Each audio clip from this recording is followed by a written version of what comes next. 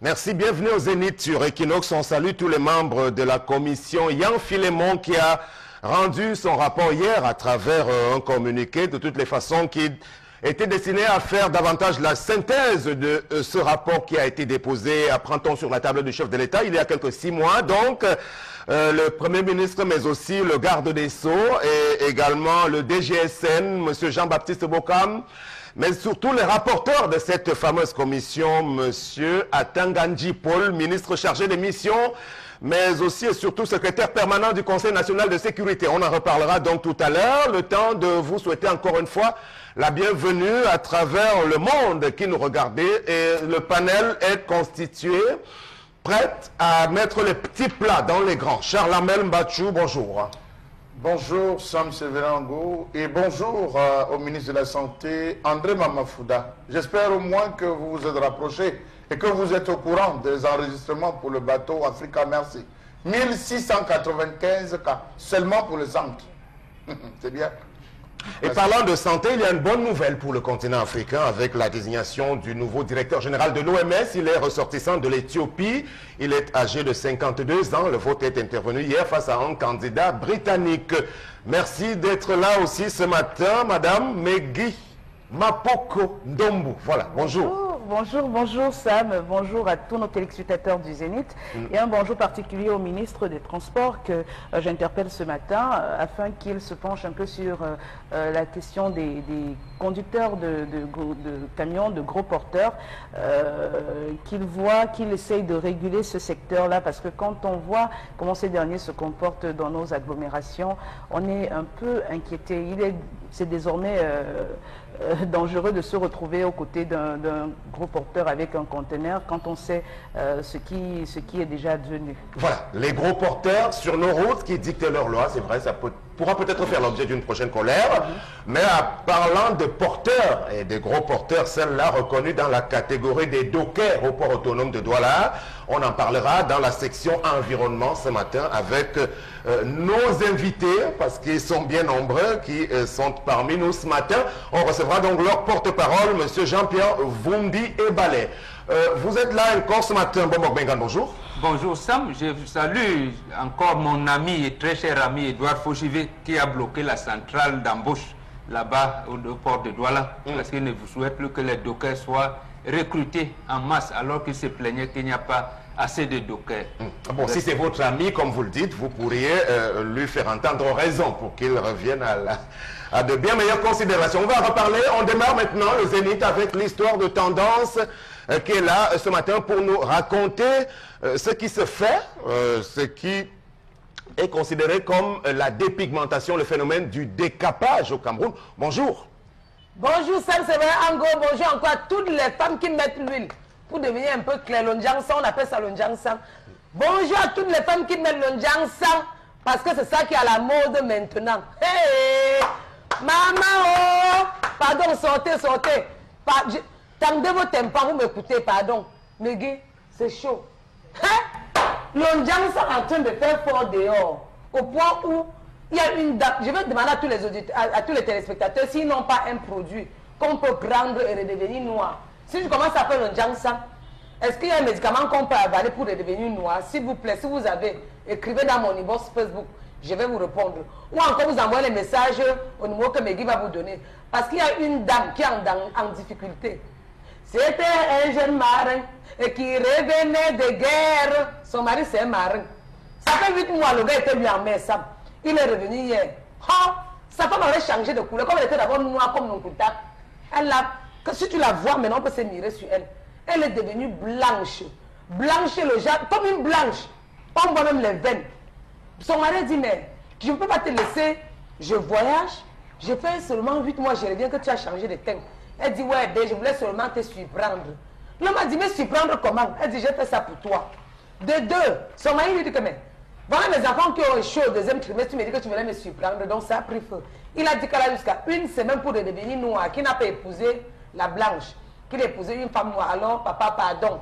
Envoyez-moi le médicament là-bas, ça pour sauver son foyer. Son foyer d'Andine. Les gens sont là, par-ci, par-là, le gens, ça. Je connais comment on fait ça. Avec 500 francs, tu vas voir mamie condiment au marché. Elle te fait le jam ça. Mais maintenant, est-ce qu'on va faire comment pour ne plus... Si tu commences à faire le Njang Sang, est-ce qu'il y a alors un médicament qu'on peut utiliser pour redevenir noir? C'est donc de ce médicament-là qu'elle veut ce matin. Envoyez-nous les médicaments là pour que la femme se sauve son foyer. C'est grave, Megui. Très bien. On donne justement la parole à Megui parce que c'est un phénomène bien connu chez nous. Déjà peut-être, comme vous avez la bonne couleur, est-ce que vous nous confirmez que c'est la couleur qui passe mieux sur le marché? Et si oui, comment comprendre tous les produits qui sont utilisés dans cette catégorie?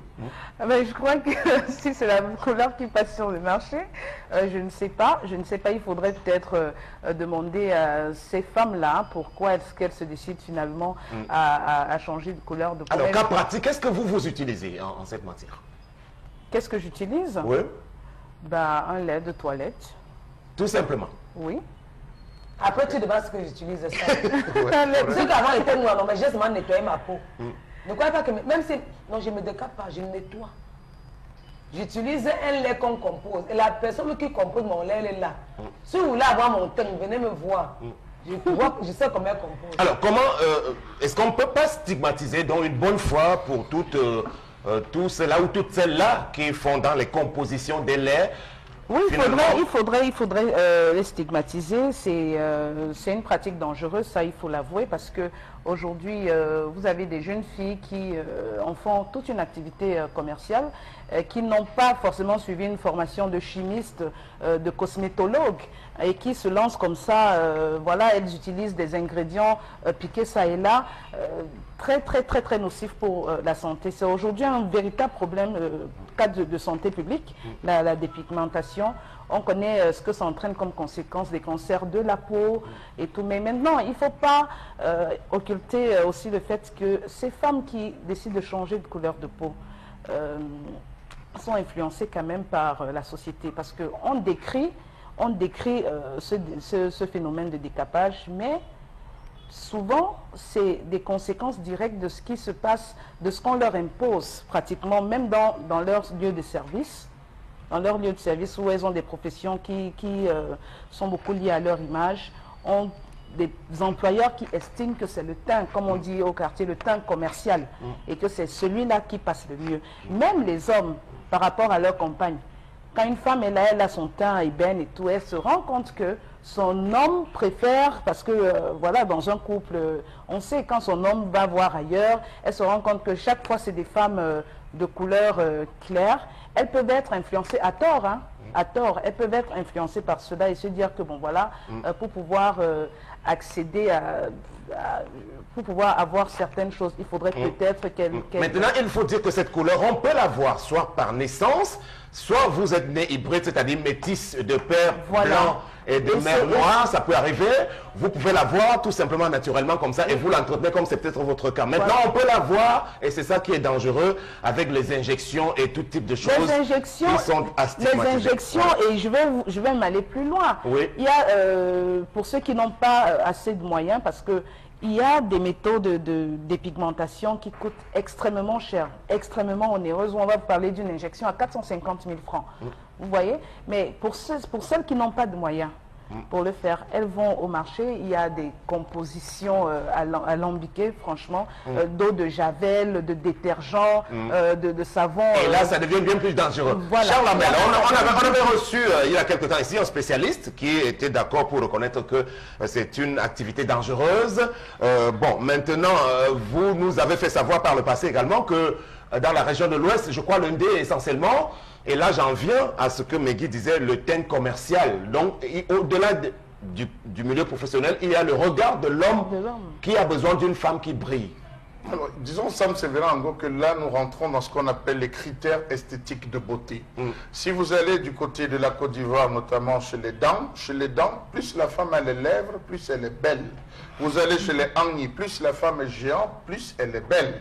Lorsque vous rentrez dans la zone du centre, la zone de l'Ouest, Cameroun, vous allez vous rendre compte que dans l'ensemble des productions artistiques, il y a une sorte de rebombance, on ressort le ventre, on ressort la poitrine. Ça, c'est pour certaines zones. Dans d'autres zones, on s'attarde sur le teint. Vous allez voir des sculptures qu'on retrouvera beaucoup plus rouges, des sculptures humaines, anthropomorphes, qu'on retrouvera plus humaines. Donc les critères esthétiques de beauté sont l'apanage véritablement des Africains. Pour dire donc, Sam Sévérin, que quand vous allez dans la mer Noire, dans la zone de la mer Noire et dans les Bamboutos, plus la femme est brune, plus elle est belle, plus le coût de la dot devient onéreuse. Donc, les femmes ont davantage intérêt dans ces zones à devenir brunes. Lorsque vous descendez dans l'Indé, vous allez vous retrouver dans une zone de Balengou, un village de Balengou qui vient de Baleng, les Balengou qui viennent de Baleng directement. De ce côté, la qualité de la peau de la femme aussi est très importante. On dit la femme brune coûte cher.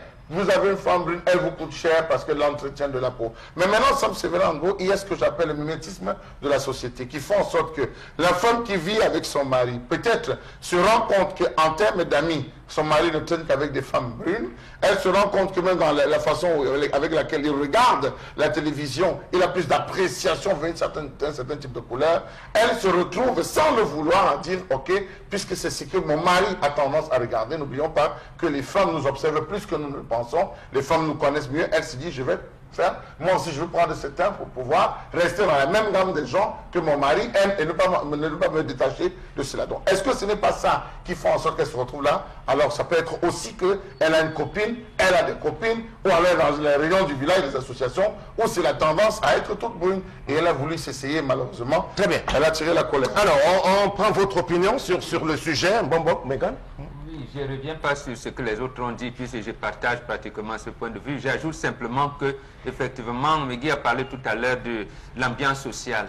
Vous avez regardé que les deux Congos, la RDC et le Congo-Brazzaville, là-bas, de manière, je dirais, systématique, hommes et femmes, tout le monde se décape. Ou alors la majorité des Congolais se décapent.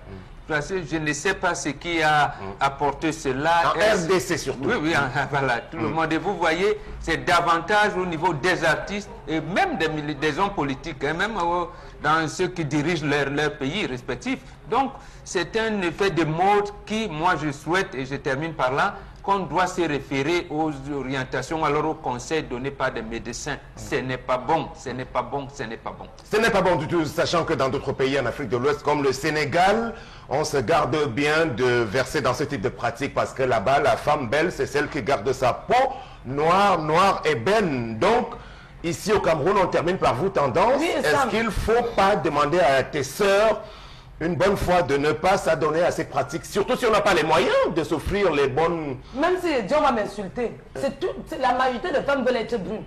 Et c'est tous les hommes, c'est vous les hommes, c'est vous qui nous poussez. Si vous voyez une femme à la maison, elle est naturelle. Avant, je ne mettais pas moi les faux ongles, je mets. C'est Coupé qui m'a poussé à mettre les faux ongles. Un jour, je peux au cabaret, je l'ai surpris au cabaret avec une fille qui avait les faux ongles et les faux cils qui arrivaient. Elle était comme le fantôme. J'étais naturel là-bas. Quand on parlait de filles naturelles dans ces dehors, on me comptait parmi mes coupes, elle m'a déçu. J'ai dit, ah bon, donc c'est le genre là que tu voulais commencer à mettre mes faux ongles et mes faux cils. Tu es à la maison avec ton homme, tu es toi noir comme le contact, noir comme les tout pourris. Mais demain, tu le vois en route avec une fille Mais ça n'est pas une raison suffisante pour aller faire une activité. Mais maintenant, il ne faudrait pas qu'on plonge quand même aussi dans des clichés, une sorte de marginalisation désormais de la femme à la peau claire, parce qu'aujourd'hui, ça devient systématique de voir une femme brune et se dire que automatiquement, elle se décape. Mais non, il y a aujourd'hui, quand vous grandissez, vous évoluez, la peau peut subir certaines agressions. Vous pouvez voir une femme qui était très brune avant et après, elle s'assombrit. Ça peut être suite à des masques de grossesse, à peut-être un mauvais entretien de sa peau. Parce que oui, il faut le dire, la peau, ça se nettoie. La peau, ça se nettoie, c'est comme un vêtement que vous portez. Si vous ne le lavez pas, il va se détériorer, il va perdre de... Très bien. Prenez un ou deux messages sur la question. On passe à la prochaine rubrique. Voilà. On dit que tous les artistes camerounais sont devenus Michael Jackson. C'est ce qu'on a dit, c'est même pas moi ça. Ouais. Les artistes camerounais, ceux qui chantent le bikossi. Bon, peut-être c'est des influences de la société. La dépigmentation a envahi le dehors. Chères femmes, rendez-vous à l'opération et à la vieillesse. C'est Laure depuis Limbé qui nous sert ce message. Donc, un autre message qui nous dit « Bonjour à vous, le teint noir est le meilleur et original car, comme le dit Tendance, il n'y a pas un produit pour devenir noir. » Alain Guanette depuis Bafoussam. Très bien.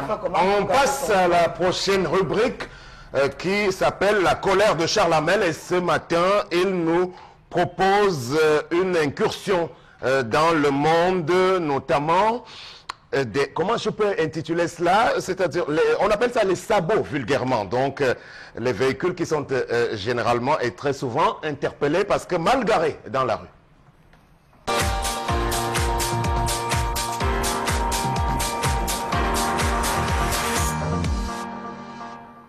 Je m'interroge ce jour sur l'étrange relation entre les agents de la communauté urbaine et les sabots dans nos principales villes. Qui n'a pas encore reçu les sabots? Qui n'a pas encore vu son véhicule recevoir les sabots dans cette ville? Pratiquement tout le monde. Quel est le rôle des agents de la communauté urbaine dans ce pays? Comment comprendre les différentes arnaques qui s'opèrent dans les multiples fourrières de cette ville? Brigade de gendarmerie, commissariat public, mairie, communauté urbaine. La ville de Douala pleine de fourrières et des fourrières qui fonctionnent bien. Comment comprendre que les agents de la fourrière remorquent des voitures sans la présence des propriétaires, sans aucune précision sur le type de fourrière? Comment comprendre les multiples ventes aux enchères qui s'opèrent sournoisement dans ces lieux sur le dos des ayants droit? Comment comprendre l'extrême vol qui s'opère dans les fourrières de nos villes? Moteurs de voitures, vol de carburant, accessoires de voitures, tout disparaît lorsque le véhicule entre en fourrière. Comment comprendre qu'on se plaint d'arnaques, d'escroqueries, des sabots et fourrières, alors que même les parkings tracés n'obéissent pas, non seulement à la norme, mais en plus sont tous tracés sur la chaussée alors qu'ils devraient être construits. Je suis surpris de voir les voitures ou les volumes de voitures sabotés n'importe comment, n'importe où, à n'importe quelle heure, par des soi-disant agents de la communauté urbaine. Que font-ils dehors, les agents de la communauté urbaine, après 20 heures? Que font-ils dehors en pleine nuit, devant les boîtes de nuit? Est-ce toujours le travail d'un tonnerre pour ce qui est de Douala? Point d'interrogation. On a vu les agents de la communauté urbaine transportés vers l'une des fourrières municipales que compte ce pays, mais donner notre destination aux propriétaires. Comment comprendre que les sabots soient placés sur les voitures bling-bling? Comment comprendre le fait que les sabots soient placés sur les voitures même bien garées? Qu'est-ce qui justifie cet abus d'autorité à ciel ouvert? Est-ce que les méthodes utilisées par la communauté urbaine pour réprimer les chauffeurs indisciplinés sont acceptables? À Douala comme à Yaoundé, on place les sabots comme on veut, où on veut. L'important, c'est d'arnaquer les pauvres citoyens au nom d'une communauté urbaine malade d'un manque criard de parking. Faites un tour à quoi? Plus précisément au boulevard Leclerc, au boulevard de la République et de la Liberté. Vous allez voir les problèmes que rencontrent les usagers pour stationner leurs véhicules. Dites-moi, est-ce que les agents de tonnerre n'œuvrent pas pour apporter plutôt une situation inadéquate? Comment comprendre qu'après la pose des sabots, les voitures ne sont jamais remorquées immédiatement, mais plutôt abandonnées là, avec une personne prête à entamer les négociations avec le ou les propriétaires de 10 véhicules? Je m'interroge. Comment comprendre que les véhicules abandonnés le long de la voie publique ne sont jamais embarqués par les agents de la mairie? Comment comprendre que les garages, les call-boxers, les mototaximens prospèrent tranquillement dans l'incivisme, tandis que les usagers en payent le prix? Pour un rien, on sabote votre voiture. Même installée dans votre véhicule, bien stationné, on met le sabot. Sortez de votre voiture afin d'acheter un médicament à la pharmacie, on met le sabot. Essayez de faire le transfert d'unité auprès d'une call-boxeuse, on vous met le sabot. Vous avez une panne subite sur la voie publique, on vous met le sabot. Finalement, quand est-ce qu'on devrait le mettre? Ou quels sont les textes et le statut qui entourent cette affaire de sabot? Je m'interroge. Il faut même peut-être s'interroger davantage aussi entre la CUD et les mairies d'arrondissement comme la mairie de Douala 1er, parce qu'on voit souvent des agents de Douala 1er également s'adonner à cet exercice de façon quasiment instantanée à travers les artères de la ville. Alors, première question, tendance, tu as déjà assisté à l'une de ces scènes-là quand même? Hey, comment tu poses la réponse ça? Chaque jour, je vois même ici en bas. Souvent, quand je garde en bas, non, ils gênent là, ils disent qu'ils vont mettre les sabots. La dernière fois, les gars de la station disent non, c'est la voiture est en attention. J'avais bien garé, mais c'est devant mon entreprise. Vous ne pouvez pas arriver devant mon entreprise, venir me mettre les sabots. Ça ne se passe pas comme ça. D'autres ont dit que non, on ne va pas nous saboter à la tête. On ne vous sabote pas. On dit ce que vous faites parfois qui n'est pas normal. Ça ne veut pas dire que moi, je ne vous aime pas. Je vous aime bien. Vous faites votre travail, mais ce n'est pas la peine d'aller travailler où on ne vous a pas envoyé. Après 17 h, vous faites quoi dehors? N'est-ce pas que vous faites? C'est à 15 h qu'on fait mon chat à la main. Mais vous êtes dehors jusqu'à 16 h, 16 h 30. Vous faites quoi? Le jour qu'il va encore voir quelqu'un en bas, à partir de 16h, il va appeler que votre patron. Très bien. Comme vous croyez qu'il n'y a pas les relations, c'est votre patron que je vais appeler. Il y a aussi ce qu'on appelle l'OTVP, Charles, mais tu as oublié ça. Est-ce que l'OTVP, on doit payer cash? Je ne sais pas. Alors, on reste dans l'actualité des sabots. Je les mélange Bengan. tous les gens là, c'est tout la mairie. Au départ, c'est une œuvre d'assainissement quand même, parce que dans la plupart des pays développés, il faut bien se le dire, garer sa voiture au bon endroit relève vraiment du civisme en même temps. Maintenant, la question est de savoir, est-ce qu'on a ces espaces bien aménagés dans nos villes? C'est ça le problème, Sam. Or, dans toutes nos collectivités territoriales décentralisées, il existe bel et bien dans les tests organiques ce que vous avez appelé tout à l'heure les services d'assainissement urbain. Or, les services d'assainissement urbain s'accompagnent d'une chaussée, d'un trottoir et des parkings. Généralement, c'est comme ça que ça devrait se faire. Donc, en principe, dans une ville comme Douala, où il n'y a presque pas de parking réservé, il n'y a presque pas de trottoir, je ne sais pas si vous en savez, vous en connaissez, on ne devrait pas mettre les sabots. Ils ont quand même pu matérialiser quelques parkings. Quelques endroits, oui, quelques endroits. Mais Charles Amel a fait une observation pertinente là-dedans tout à l'heure. C'est-à-dire que pourquoi on laisse les voitures en panne, et surtout les camions, on ne les enlève pas. Ça entre précisément dans cette campagne d'assainissement, dans ce service d'assainissement et de fourrière. Donc ce n'est pas normal, même si c'est un camion qui est chargé, qui tombe en panne, la communauté urbaine doit tout faire pour mettre ce camion à côté de la route pour dégager la chaussée. Vous avez parlé de l'incivisme, effectivement, ça entre dans ce cadre. Mais l'autre chose que vous allez soulever, je vais terminer par là, l'imbroglio s'en rajoute parce qu'on ne sait pas qui gère la ville de Douala. Est-ce la communauté urbaine ou les mairies d'arrondissement? Parce qu'en plus de ces sabots, on ne sait pas là où il y a les motos garage. Mais dans bientôt, on va vous parler de payage des vignettes, comment on appelle ça, des garages ou de stationnement, voilà, des styles de stationnement, alors qu'il n'en existe pas. Voilà où ce qui en rajoute à cet imbroglio. Donc, il faut dire, Megui, que ça ne concerne pas seulement la ville de Douala, même à Yaoundé, je crois que les phénomènes, il y a la fourrière municipale de Yaoundé qui est située peu derrière, je crois, le ministère des Sports, et là-bas, on retrouve plein de véhicules, je ne sais pas si ça fonctionne toujours comme ça, qui sont arrêtés systématiquement et vous devez débourser à la fin 25 à 30 000 francs si vous avez été surpris en flagrant délit de mauvais stationnement. Alors, globalement, la même question pour vous aussi. Qui doit gérer cette affaire et comment? Qui doit gérer cette affaire, ils savent, ils se reconnaissent, ceux qui doivent gérer cette affaire. Mais moi, je veux dire qu'on est dans un pays où on a l'impression qu'on met toujours la charrue avant les bœufs.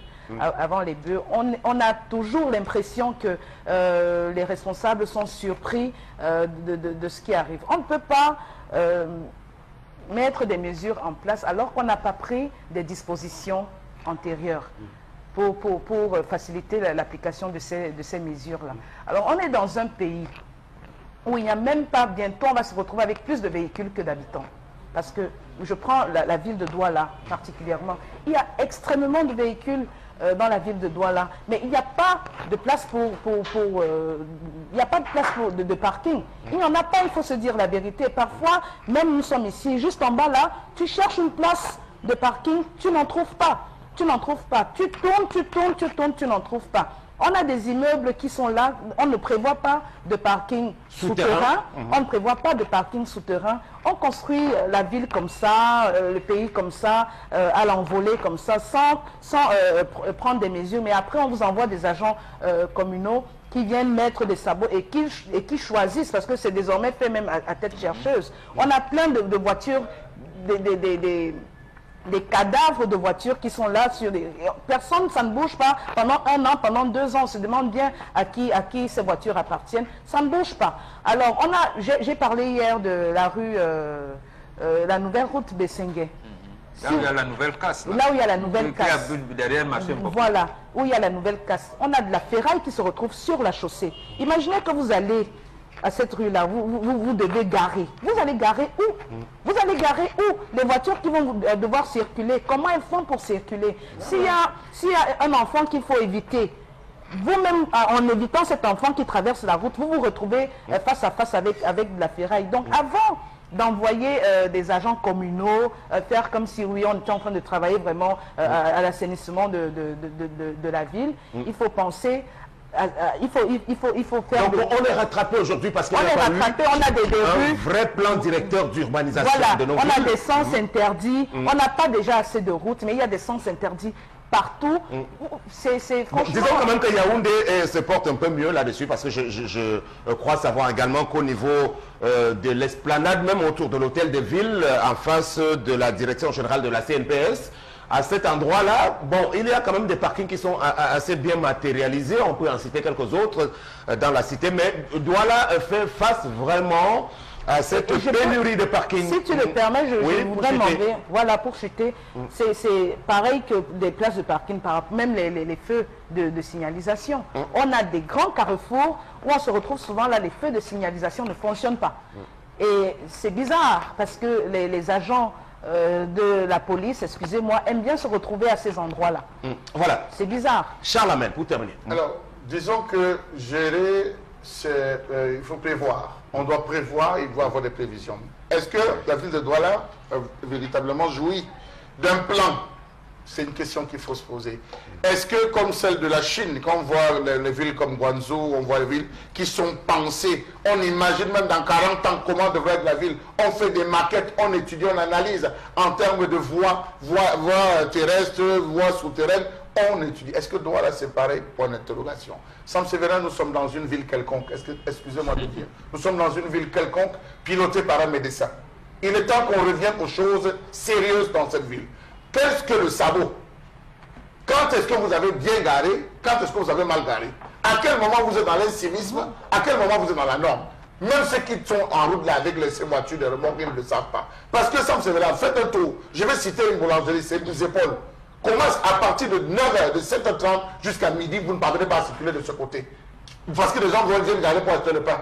Entre ceux-là qui cherchent à aller acheter le pain, qui nuisent complètement au niveau de la circulation, et ceux qui cherchent à gagner pour aller travailler, qui a le plus besoin? Point d'interrogation. Sam Sévérin, vous êtes dans votre véhicule, vous voulez aller acheter un médicament, vous êtes devant une pharmacie, vous sortez rapidement pour prendre un médicament et partir. Vous avez garé néanmoins, on vient vous mettre les sabots. Est-ce que c'est normal? Alors, vous avez des gens avec qui vous discutez, qui vous disent que monsieur, ça c'est de l'incivisme, notre loi c'est faire. Parfois, vous laissez votre véhicule, vous avez bien garé dans les normes, malgré ce qu'on a tracé, la route qu'on a déjà aménisée, mais ils viennent mettre les sabots, ils disparaissent. Il y a des gens qu'on a remonté les véhicules. Lorsqu'ils sont arrivés à la soi-disant fourrière, déjà qu'ils ont fait le tour des fourrières, puisqu'on ne vous précise pas dans quelle fourrière on a amené. Est-ce que c'est la fourrière municipale? Est-ce que c'est derrière un Koulounou? Est-ce que vous ne savez pas? Vous devez fouiller. Lorsque vous arrivez, vous trouvez votre véhicule, il y a des accessoires qui ont disparu, Sam, c'est faut le dire. Qui a détourné ces accessoires? C'est des phares qui ont bougé, c'est des phares qui sont cassés, c'est X, c'est Y. Vous posez la question de monsieur, vous n'êtes pas là pour nous poser, vous récupérez votre véhicule ou pas? Alors, Sam, c'est là, finalement, les usagers s'interrogent. S'interrogent, mais où allons-nous? Parfois, on porte votre véhicule, vous faites la fourrière, vous ne le trouvez pas. Ils sont descendus à Bonabéry avec, où ils sont en train de faire des interventions dans la ville de Douala avec votre véhicule sur leur camion remorque.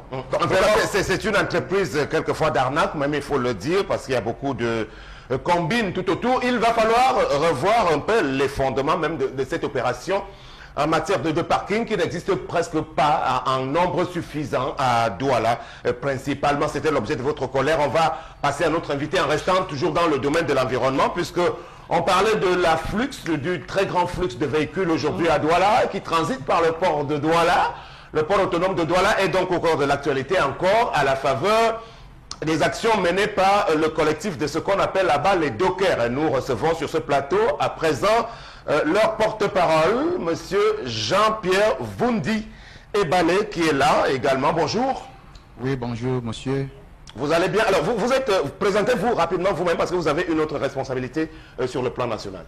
Oui, je vous remercie d'abord la chaîne Equinox parce que présentement, là, vous êtes l'unique chaîne qui essaie de dire la vérité parce que nous voyons à peu près votre travail. Donc, je vous remercie encore une fois de plus. Moi, c'est monsieur Vundi Ebale Jean-Pierre. Je suis le représentant des dockers. En même temps, je suis le président national des dockers et activités connues du Cameroun. Alors, c'est quoi le docker, pour qu'on puisse comprendre? Le docker, ce sont les manutentionnaires portuaires. Ce sont eux qu'on appelle les dockers. Ok, très bien. Manutentionnaire portuaire. Portuaire. Et votre activité consiste en quoi exactement? En quoi est-ce que vous êtes un maillon essentiel dans la chaîne de production ou alors de l'activité du port autonome de Douala au quotidien? Oui, le docker, ce sont ces travailleurs-là qui font l'ensemble de tous les travaux dans la scène portuaire. Donc, que ce soit dans la manutention, que ce soit dans le pointage, que ce soit dans les magasins, l'empotage, le dépotage. Ce sont les travailleurs du docker. Très bien. Alors, on va donc aller avec la série de questions qu'on avait prévues pour vous ce matin. Première question dans ce dossier-là. Où en êtes-vous exactement aujourd'hui? Est-ce qu'il y a eu les toutes dernières discussions? Vous êtes parvenu à quoi? Oui, je ne veux pas d'abord aller vers la fin. Je veux vous dire pourquoi nous grevons aujourd'hui, pourquoi on avait souligné le mouvement pacifique de ce mouvement. C'était par rapport à la situation de l'homme docker. Parce que vous saviez, nous travaillons comme les tâcherons. C'est-à-dire, tu ne travailles pas, tu n'as pas droit au salaire. Le docker n'a pas de salaire. Et c'est le docker qui sort chaque matin pour venir travailler. Et alors, nous constatons que ce travail-là, quand nous venons au port, on cherche encore, on tend la carte. C'est-à-dire que tu viens encore chercher le travail. Ce n'est pas pour venir pour travailler. Donc, nous sommes des tâcherons. Et lorsque nous travaillons donc cette tâche-là comme ça, nous constatons qu'à la fin du mois, on nous coupe les impôts, les taxes. Comme si nous avions un salaire, alors que nous n'avions pas de salaire. Donc nous payons les impôts. Et ces impôts-là, quand nous regardons, on voit là-bas, on nous coupe l'assurance maladie de 5200, que malheureusement on a vu... d'après les interviews de monsieur le président du GEPAC, monsieur Fauchivé, qui déclare qu'il nous coupe 2200. Alors, moi j'ai une question. Comment est-ce qu'on devient docker? Quel est le processus pour devenir docker? Oui, le processus pour devenir docker, c'est ce groupement qui est le groupement professionnel des inconnus du Cameroun, qui est le GEPAC. Ils ont sorti un document qui est la lettre d'engagement. Vous passez d'abord par une lettre d'engagement. Que vous rédigez vous-même? Non, ce n'est pas nous-mêmes qui rédigeons. C'est eux qui rédigent ces lettres d'engagement. Et ces lettres d'engagement qui ne nous donnent pas d'abord même le profit d'avoir un salaire de base. Donc on a une lettre d'engagement au lieu du contrat de travail. Ils nous donnent des lettres d'engagement. Et la carte de docker se coupe derrière cette lettre d'engagement qu'on vous donne. Et quand on vous coupe cette carte, on vous dit que vous êtes assuré, vous avez l'assurance, vous êtes affilié à la CNPS et tout. On fait tout le dossier complet. Nous sommes... Sans vous? Hein? Sans vous? Non. Après l'avoir passé aux visites médicales, on vous donne la construction du dossier de la CNPS. On fait tout à remplir et puis on dépose. On dit que nous sommes fonctionnaires. Vous êtes fonctionnaire. Dans cette lettre d'engagement, votre salaire minimum c'est combien? Dans ce lieu d'engagement, je vous dis que le docker n'a pas de salaire. Nous sommes des tâcherons. C'est quand tu arrives sur le terrain que tu constates que le docker n'a pas de salaire. Il y a une contradiction à ce niveau-là. Je souhaite que Mbombo prenne la parole pour nous éclairer un peu. Des tâcherons, c'est-à-dire des temporaires, mais en même temps, il dit lors de leur incorporation, on leur fait signer tout un tas de documents qui ressemblent à la mise en place d'un contrat de travail. Oui, tout à fait. Est-ce qu'ils ont un statut, oui ou non? Mais ils en ont un selon le GEPAC, Edouard Fauchivé, c'est-à-dire que lorsque vous vous engagez avec cette lettre d'engagement, il est établi que vous avez 3 niveaux de statut. D'abord une carte blanche qui vous permet de venir, une carte rose qui vous confirme comme docker et une autre carte qui vous met, disons, à la retraite. Je pense que c'est les 3 niveaux. C'est ce que nous a dit le GEPAC dans la nomenclature de la formation. Ceux qui sont formés, qui par exemple pour ce cas-ci sont dans les 3-5 ans, ils ne sont pas engagés, et ceux qui sont les dockers confirmés, et ceux qui après un moment sont déjà vers la retraite. Voilà un peu sur le plan formel ce que le GEPAC a proposé. Est-ce que ce n'est pas ça? Je vous dirais que ça c'est faux. La carte de docker, quand ils viennent de sortir, qui est la carte blanche là, c'est une carte qui n'existait pas. Et cette carte n'a pas de place dans l'enceinte portuaire, la carte blanche là. C'est juste une minorité de personnes. Donc, je peux dire que c'est un mouvement qui se passe entre le responsable du GEPAC, donc le secrétaire général du GEPAC, et les accognés. Donc, ils ont créé un mouvement, une carte pour faire de Docker un marché. Donc, ils se partagent donc le pourcentage entre eux là-bas. Parce que lorsque nous suivons le contrat de travail, la lettre d'engagement, on vous donne votre contrat devant vous, la lettre là devant vous. Vous trouvez d'abord la lettre là n'est pas dit que la carte blanche. C'est écrit en noir sur blanc que carte rose. Mais il mentionne avec le crayon en haut que carte blanche. Donc c'est un marché. Il n'y a pas de carte, la carte blanche ne doit pas exister, ça n'a jamais existé. Mais ils ont coupé ça maintenant, là, ils coupent ça parce qu'ils font le marché. Donc cette sectorisation-là veut dire que c'est un marché. Selon vous, le docker, dès qu'il arrive, on l'accepte avec cette lettre d'engagement, il doit être pris comme docker et payé suivant la tâche qu'il a exercée par jour. Dès que vous avez déjà la carte docker, vous êtes déjà confirmé comme docker. Donc l'histoire qu'on dit que la carte blanche fait d'abord ceci et que la carte rose c'est la confirmation, c'est faux. La carte blanche ne donne pas profil même à la présence. Donc c'est une carte que si tu ne viens pas, tu n'as pas travaillé, tu n'as rien. Même ton transport que tu as perdu, ça part dans l'eau. Ça n'a pas de présence ni de garantie. Cette fameuse carte blanche que vous entendez là. Oui, maintenant il s'est posé aussi l'autre problème entre le GEPAC et le CITRAC. Quel est le syndicat le plus représentatif? On dit qu'il y en a un apparemment qui a des dockers mal formés, qui ne savent pas le CITRAC, mais les autres qui sont les dockers bien formés. Et parce que vous avez voulu jouer à certaines manœuvres en apportant le banditisme au port de Douala, qu'ils ont été obligés de vous mettre à la porte pour certains. Si c'est le GEPAC qui déclare cela, c'est que le président Fauchevet, il est un maladroit. Excusez-moi du terme, parce que ce papa, c'est un papa qu'on a toujours respecté, mais aujourd'hui, vu la crise que nous menons, il n'est pas, il nous présente plus sa vraie face. Donc on ne le trouve plus sérieux. Parce que quand il dit ça, nous savions que le GEPAC était un groupement professionnel des accognés du Cameroun. Ça veut dire qu'on ne peut pas comparer le GEPAC et Sintrac. Et Sintrac, c'est quoi? Sintrac, c'est l'accognée de M. Fouda. Sintrac on ne peut pas confondre Sintrac avec le GEPAC. Le GEPAC, ce sont des professionnels qui travaillent là-bas. Pour que tu sois un docker, parce que le docker passe derrière les manutentions dans la main d'œuvre journalière. Avant que tu coupes la carte de docker, on se dit d'abord que tu étais déjà formé. Oui, mais pour ce cas précis, il semble que vous, les gars du GEPAC, on a fait grève. Le CITRAC, lui, travaillait et vous les avez empêchés de travailler. C'est pour ça? Non, je ne pense pas. Je ne pense pas. Puisque lorsque nous... C'est M. Fouda qui l'a dit. Il a dit qu'il y avait deux bateaux qui étaient là. Par exemple, le bateau de la banane. Et voulait travailler. Alors, est-ce qu'il peut répondre, monsieur Foudi? Allez-y très clairement. Oui, je veux vous dire que si M. Fouda a dit que notre grève a été mélangée, on a mis les gars de Sintra à la porte, c'est que c'est faux. Je vous dis que lorsque nous commençons notre grève, on a arrêté, c'était entre le docker et le docker. C'est le docker qui ont décidé d'arrêter le travail. On n'a pas eu de problème avec Sintra. Au contraire, c'est les autorités, donc la gendarmerie, la police, ils ont vu que c'est eux qui ont interdit même les entrées. Donc les cas d'entrée entrée, nous on laissait les cas d'entrée, ils faisaient entrer les cas d'entrée dans les sens parallèles. Nous on laissait.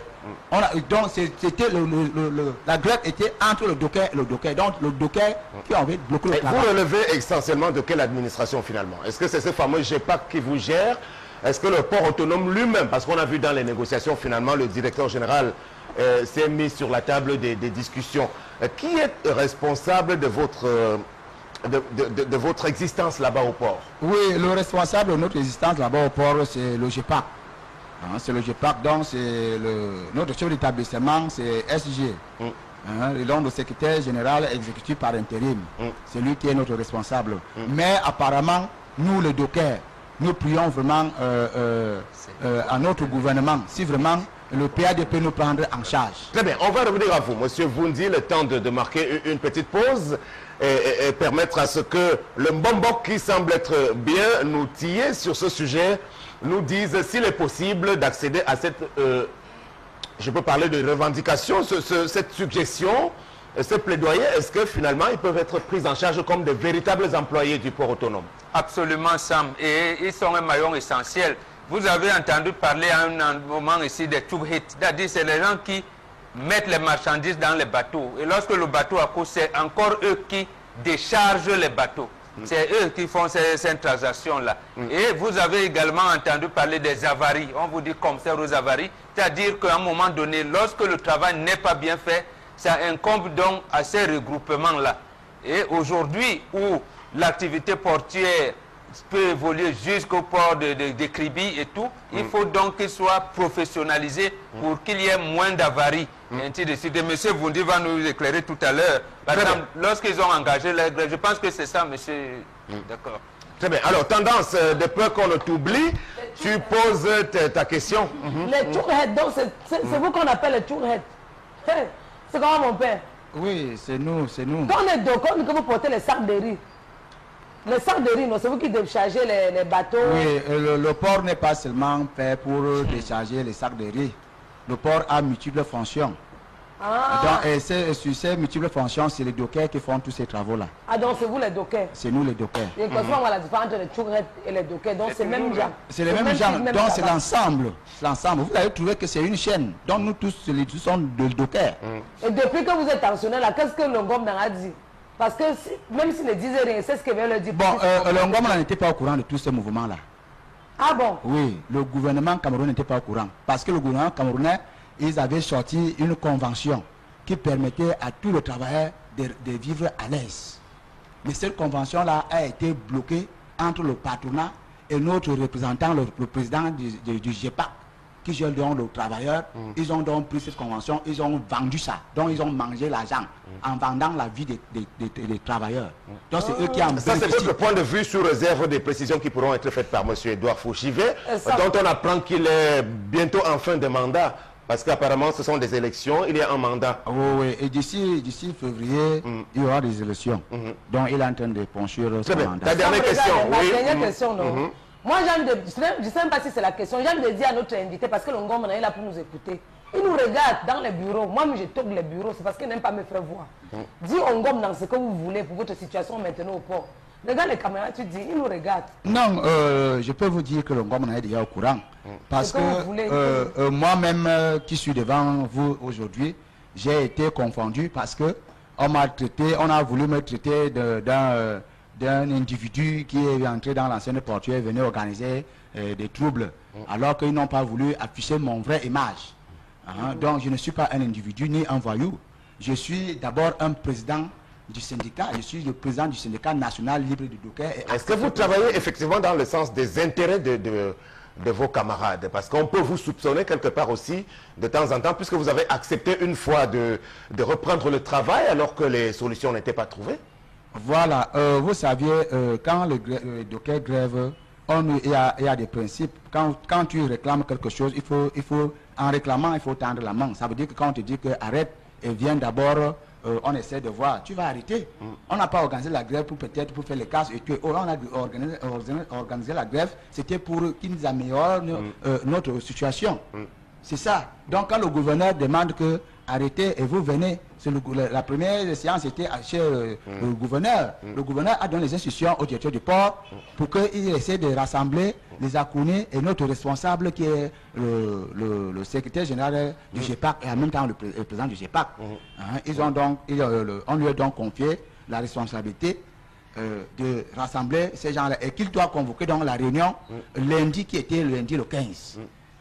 Et lundi le 15 là était donc, ce n'était pas pour qu'on aille débattre encore.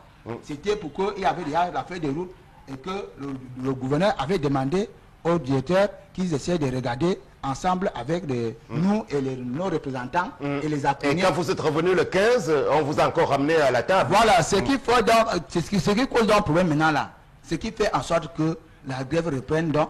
On arrive donc là-bas. Lorsque nous arrivons dans le bureau du directeur, nous constatons que le directeur avait déjà même fini la réunion avec les Akounis et notre patron, qui est l'SG du GEPAC. Et ils étaient déjà en train de descendre. C'est là où on les croise. C'est comment? Ils me disent que non, on a fini. Et puis, allez voir le directeur, il va vous dire, bon, c'est bon, c'est bon, c'est bon. Alors que la réunion était dit qu'on devait siéger tous les partis devaient être là. Donc, les Akonais qui nous paient même mal aujourd'hui, avec notre patron, donc on essaie donc d'en discuter et qui nous montre donc quels sont les points qu'ils ont eu à valider sur le champ pour que le docker soit donc à l'aise et pour que la grève ne doit plus continuer. Et on arrive donc là-bas à notre grande surprise, le directeur du port me demande comme j'avais une délégation de 11 personnes, il me demande de refaire encore la liste, que je dois diminuer ma liste de 11 personnes et que je dois faire la liste de 8 personnes. Sur la liste de 8 personnes là, je dois donc faire jonction avec la liste des délégués du personnel élus. Et que lui-même, il était censé de connaître que les travailleurs dockers avaient déjà vomi ces fameux délégués du personnel élus. Que depuis qu'ils ont exercé leur fonction, ils n'ont jamais rapporté aux travailleurs. Parce qu'ils sont corrompus par ces gens-là. Donc j'ai donc vu que déjà, on me conditionne déjà d'infiltrer. Alors, vous en êtes où maintenant, M. Funti? La grève, elle a repris pour l'instant. Est-ce que tout est paralysé au port de Douala ou bien vous... Je ne peux pas vous dire que tout est paralysé. Pour le moment, là, le gouvernement a mis main sur le problème. Hier, on a siégé avec les membres du gouvernement qui sont venus parce que je suis parti... Vous ne nous répondez pas exactement à la question, parce qu'il faut nous dire quelle est la situation exacte au port. Meggy, oui J'ai deux préoccupations toutes simples.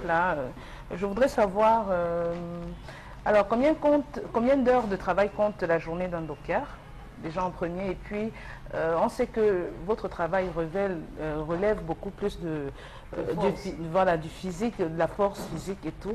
Alors quelles sont les mesures qui ont été prises par vos employeurs pour justement vous alléger la tâche? Est-ce qu'il y a de la logistique prévue pour ça? Si vous avez du matériel, voilà, vous avez du matériel, quelles sont les heures de travail, c'est quoi? Combien par jour? Oui, vous allez trouver que ces gens-là, comme ils sont tellement malins, vous allez trouver qu'ils ont déclaré qu'ils nous payent 12 heures. Et sur les 12 heures de travail là... Par jour? Par jour. C'est-à-dire de quelle heure à quelle heure? On commence le travail à 7h30. D'accord. Et pour finir à 16h30. Ok. Et vous allez trouver que ces 12 heures là même, ils ne respectent pas ça. Parce que nos responsables, ils ont signé un protocole d'accord, qu'ils ont fait dire que... ils ont signé un protocole d'accord de 8 heures. De 8 heures là, c'est quoi? C'est que quand il pleut, ça veut dire que même si vous aviez fait... il vous manque peut-être une palette pour faire la tâche. Eux, ils ne peuvent pas vous pointer 12 heures. Ils vous pointent seulement 8 heures. 8 heures. Donc, ça veut dire que eux, donc toujours est-il dit qu'ils sont là pour créer des choses pour manger l'argent sur les têtes des gens. Alors, avec cette réponse, votre deuxième question, Meggy, n'a même plus lieu. Parce qu'en réalité, vous comprenez qu'ils subissent des maltraitances, finalement. Donc, ils travaillent aussi la nuit. Alors, j'aimerais savoir, Oui.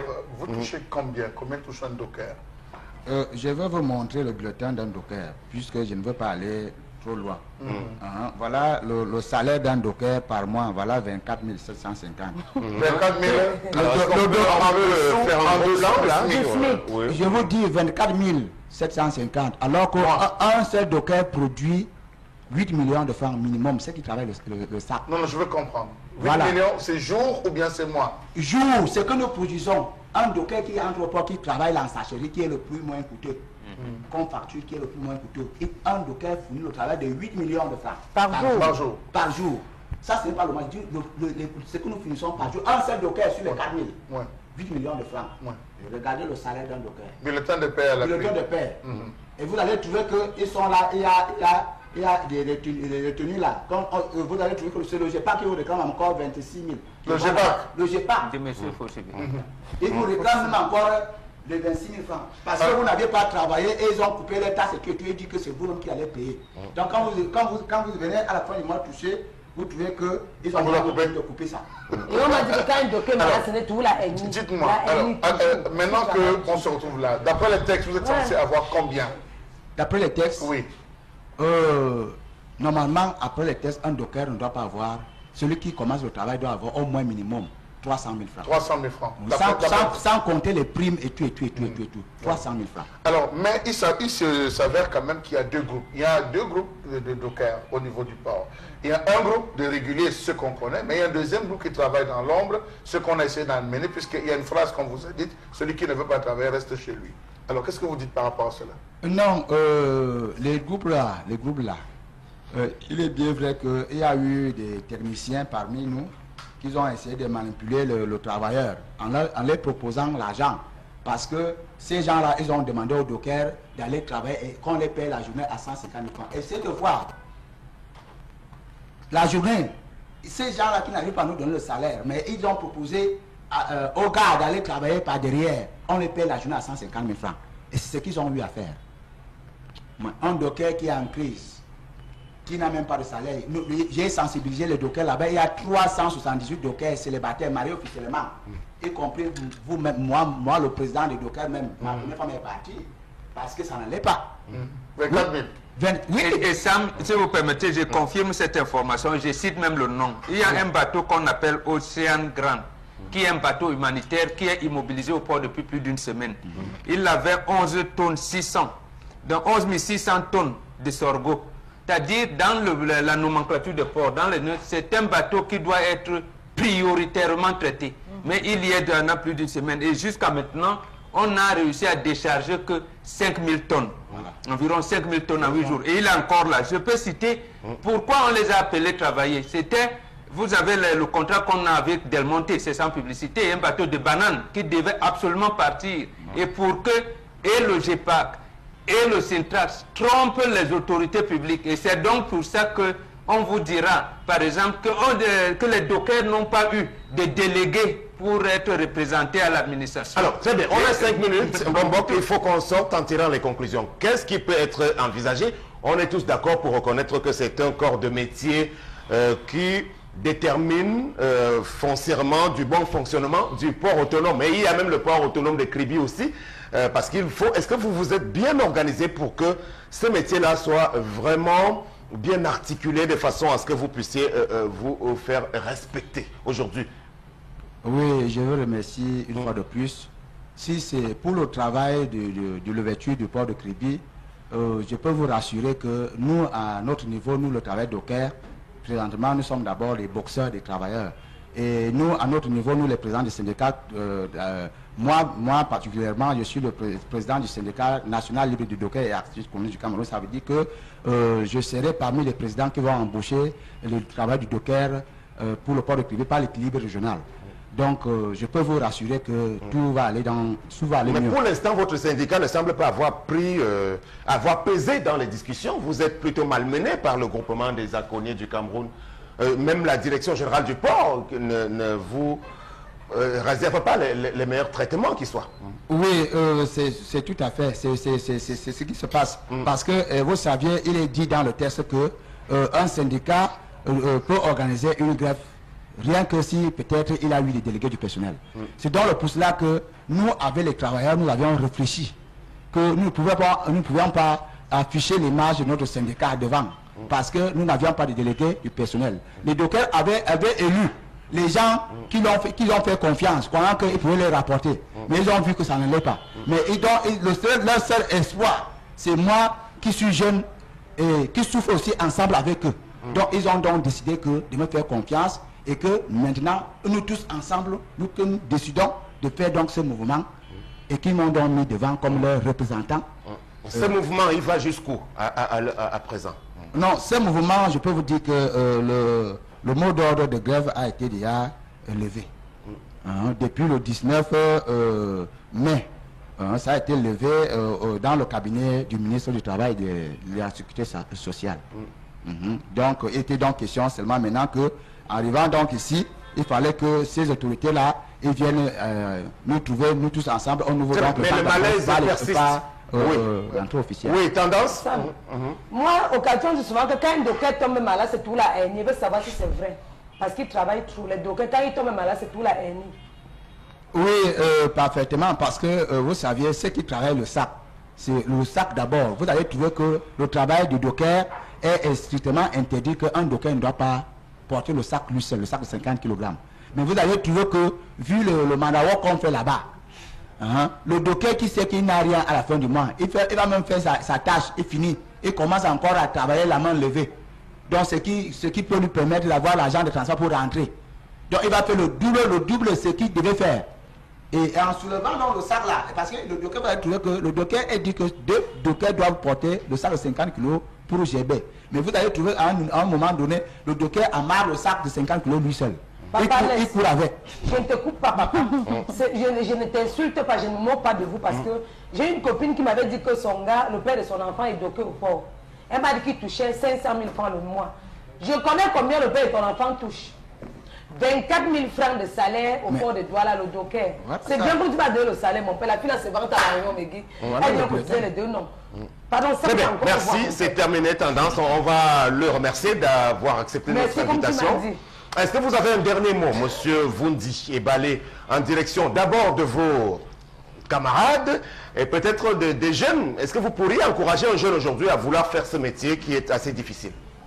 Oui, moi, en tant que le représentant des travailleurs, en même temps le président des dockers, je peux dire à tous les jeunes que le travail du port, nous, on va changer ça. Parce qu'on a mis main sur ça. Donc, je ne peux pas décourager les frères de ne plus chercher l'entrée du port. Parce qu'à partir du moment où le gouvernement est déjà au courant de nous, de notre situation, ils ont déjà tous les preuves standards. Est-ce que c'est vous les dockers qui arrachez souvent les pièces des voitures, les phares, les lecteurs et tout? Parce que quand on dévoile une voiture, quand elle arrive, elle est dépiécée totalement. Je ne peux pas vous dire oui ou non. Vu que non, quand ces gens-là viennent vous dire ça, hein, ils n'arrivent pas d'abord à arranger, à améliorer la vie du travailleur. Comment le travailleur ne doit pas faire voler? Ah, ok, donc vous reconnaissez que leur budget, c'est de faire les clôtures sur clôture. Donc ils vous poussent à la faute alors. Voilà. Ce sont eux qui poussent les dockers à la faute. Ce sont eux. Vous ne devez pas non plus encourager ça, monsieur le président. Non, je ne suis pas en train d'encourager, mais je ne voudrais pas qu'ils affichent le travailleur alors que le travail est mal payé par eux. Mais vous ne devez pas vous en prendre au bien d'autrui, c'est ça le problème. Non, l'autre là, c'est même à vérifier. Voilà. C'est même ces gens-là qui viennent même dédouaner les voitures, là, qui détournent même les choses. Merci beaucoup, monsieur Jean-Pierre Vundi Ebale, c'est ténor. Il semble qu'il marche plutôt bien depuis qu'il a été révélé à la face sur le terrain du showbiz national et international. Il a moins de 20 ans et il caracole au sommet. C'est l'artiste le plus demandé de l'heure qui a donc été diffusé. La suite, à présent, avec quelques messages dans le prolongement de cette émission avant la revue des réseaux sociaux. Oui, il y a beaucoup de messages. Voilà un premier que je lis. Franchement, je suis d'accord avec Jean Armel. Tu tombes brusquement, ça c'est en rapport au sabot sous les voitures. Tu tombes brusquement en panne, ils courent, ils viennent sceller. Tu gardes bien, c'est pareil. Où va le pays? Nous, on est fatigués de ce pays où nous vivons le Cameroun. Où nous vivons, pardon, le Cameroun est foutu dans tous les secteurs. C'est de Nerval depuis la ville de Tiko. Donc, un autre message qui nous dit « Bonjour, notre pays est maudit et gangréné par la corruption et l'anarchie. » C'est signé Roli de la cité Sicam. Ils sont assez durs les messages. Oui, ils sont assez durs, hein, les messages. Voilà, il faut mettre en prison les organisateurs de... Ok, le message est incomplet. Donc, voilà. Un dernier? Un dernier en rapport avec les dockers. Voilà, c'est un téléspectateur qui nous dit tout simplement que le docker est celui qui décharge et charge les bateaux en un seul mot. Peut-être c'est utile pour... D'où l'importance qu'ils doivent avoir et qui n'est pas reconnu. Charles Armel, on peut peut-être vous demander de dire ce que vous espérez voir améliorer dans ce corps de métier. Alors moi je pense qu'à ce niveau, il y a deux points, deux leviers. Le premier levier, c'est l'amélioration des conditions de travail. Je crois que dans les pays occidentaux, les dockers sont entretenus. Il y a un service médical qui leur est complètement affecté dans la zone portuaire parce qu'on sait que c'est des risques. Ça peut être ça qu'on comporte mal, qui s'abat sur nous. Ça peut être pendant le déchargement, on reçoit un poids sur le corps. Ça peut être un début de hernie. On procède à un contrôle médical tous les 2-3 mois de ce côté. D'où viendrait-il que chez nous, ici, on abandonne ce gars, il va souffrir de travailler, déjà c'est 24 000 par mois, mais que chaque jour il va se battre à faire un deuxième boulot pour pouvoir avoir l'argent de transport pour rentrer chez lui. D'où viendrait-il qu'on parle d'une affaire de carte blanche, carte rose et en fait carte définitive? Pourquoi ces trois leviers? On sait que le travail temporaire, il y a d'abord un moment, stage temporaire, après le stage temporaire, on devient permanent. Pourquoi est-ce qu'il faut tourner à ce niveau? D'où viendrait-il qu'on parle d'un SMIC qui a avoisiné les 35 000 francs et qu'on paye à un docteur 24 000? Je pense que c'est dire même que le chef de l'État, c'est dire même que les ensembles des instructions qu'il donne ne sont pas respectées jusqu'à la base. Maintenant, que le GEPAC, qui est censé protéger ses propres dockers, se retrouve à les livrer, j'estime encore qu'à ce niveau, il y a un ensemble de jeux qui va être joué. Est-ce qu'ils auront la facilité de recruter? Parce que c'est facile de dire, vous ne voulez pas travailler, restez chez vous. Mais est-ce qu'ils auront la facilité d'avoir d'autres jeunes qui viendront faire le travail avec l'expérience qu'on dit à ces autres? Donc c'est ce qu'on oublie généralement. Et ce salaire de misère est bel et bien matérialisé dans un bulletin de paye. Et même s'il y a d'autres jeunes qui viennent et que les mesures ne changent pas, on retombe dans les mêmes problèmes. Donc, voilà, vous gardez la parole pour la revue des réseaux sociaux à présent, tout ce que vous avez pu concocter pour nous. Voilà, ça bouge sur la toile, il faut le dire, hein, suite donc à l'accident pour la première actualité que nous allons soulever ce matin, suite à l'accident ferroviaire du 21 octobre dernier, 2016 plus précisément à Ezeka, le secrétaire général à la présidence de la République a commis un communiqué qui résume les conclusions du rapport d'enquête qu'a dirigé le Premier ministre président de la Commission. Il ressort la responsabilité première de Camrail, notamment la vétusté des équipements et le non-respect de la sécurité des voyageurs. Donc une dotation, il faut le signaler, a été faite par le président de la République d'un montant de 1 milliard au Cameroun en soutien à Camrail pour l'assistance des victimes.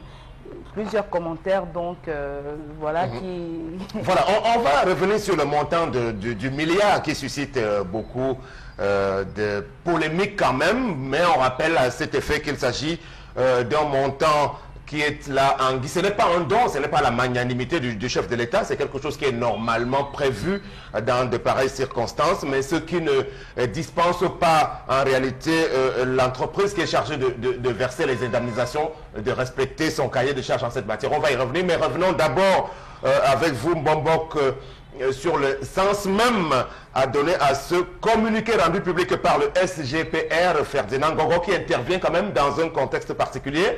D'abord sur le timing qui a été choisi, qu'est-ce que vous pourriez observer?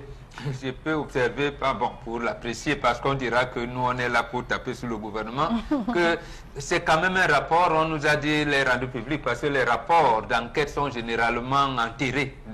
Au moins ce rapport, le communiqué est passé, et il a promis que le rapport sera transmis à la justice. Espérons que ce sera vraiment transmis à la justice. Mais l'autre chose que vous avez dit là-dedans, c'est que, Camrail, il est principal responsable de ce qui s'est passé. On a noté, comme l'a souligné, vétusté matérielle, ainsi de suite, ainsi de suite.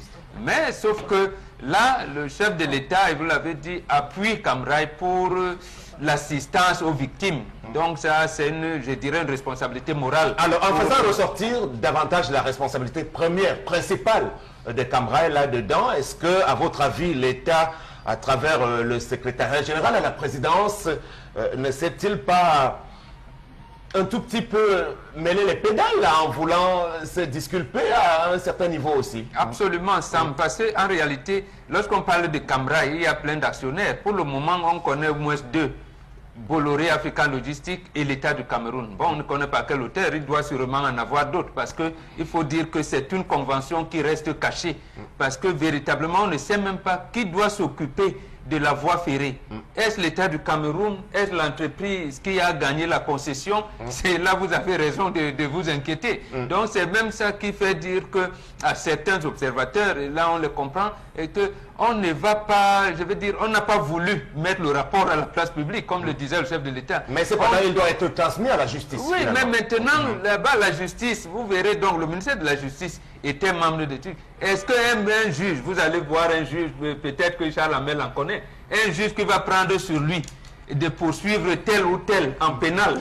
Alors que, bon, peut-être que dans le rapport, le chef de l'État a dit d'inculper peut-être une Obengan qui avait saboté le rail. Mais moi, j'ai... C'est une affaire bien sérieuse. Bon, je trouve que vous la prenez avec une certaine légèreté. Bon, c'est bien, peut-être que vous... Mais peut-être pour chuter, moi, je ne vois pas l'État du Cameroun en train de poursuivre Bolloré au pénal, parce que c'est lui quand même, hein. Bolloré ou alors Bolloré le seul coupable. Ou de DG Camara. Bon, comme Est-ce que c'est Bolloré le seul coupable? Cher Lamel, il y a la responsabilité première et principale donc de Camrail qui a été dégagée ici. Ce qui peut susciter une autre interrogation, ça voudrait dire implicitement qu'il y aurait d'autres responsabilités connexes. Peut-être qu'ils ressortent de ces rapports, on ne nous a pas tout dit. Dans tous les cas, Sam Séverin, j'ai aussi pris connaissance de ce rapport. On a dit qu'on va se communiquer, donc on va sanctionner les coupables. Quels sont les coupables? Parce qu'il faut déjà donner, il faut déjà énoncer. En voie qu'il y aura un autre courrier, un autre communiqué qui sera fait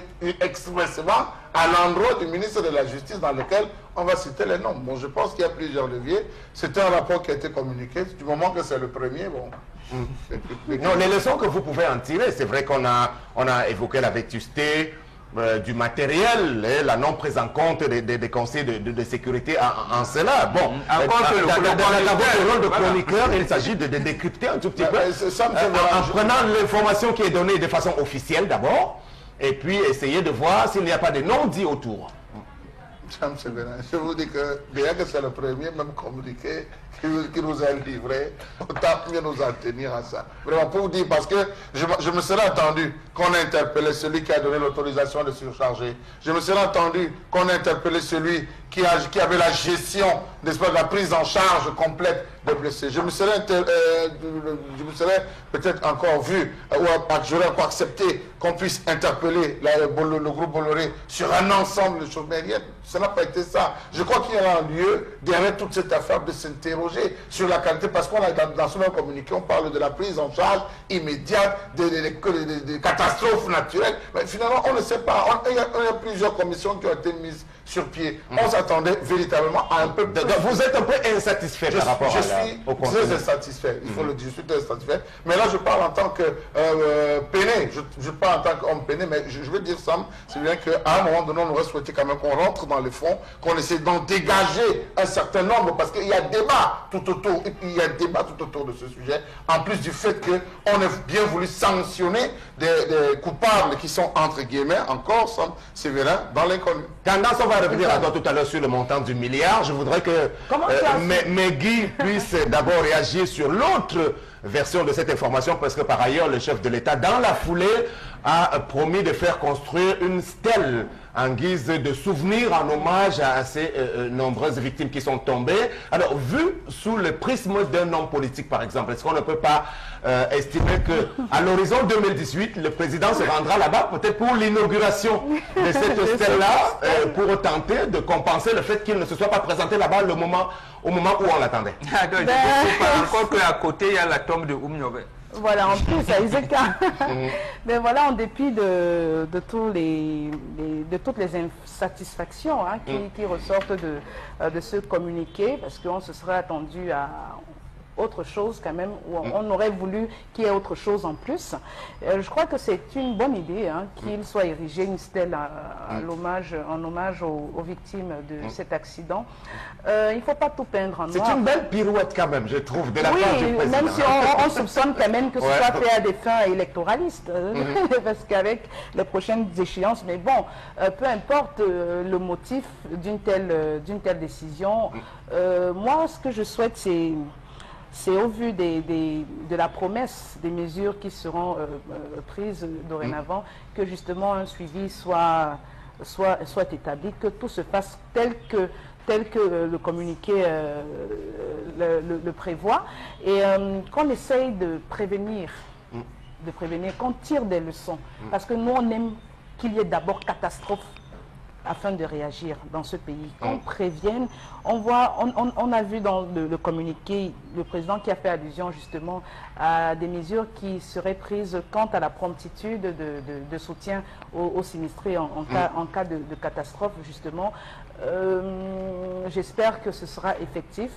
On a ce fameux milliard qui est donné. aux familles des victimes.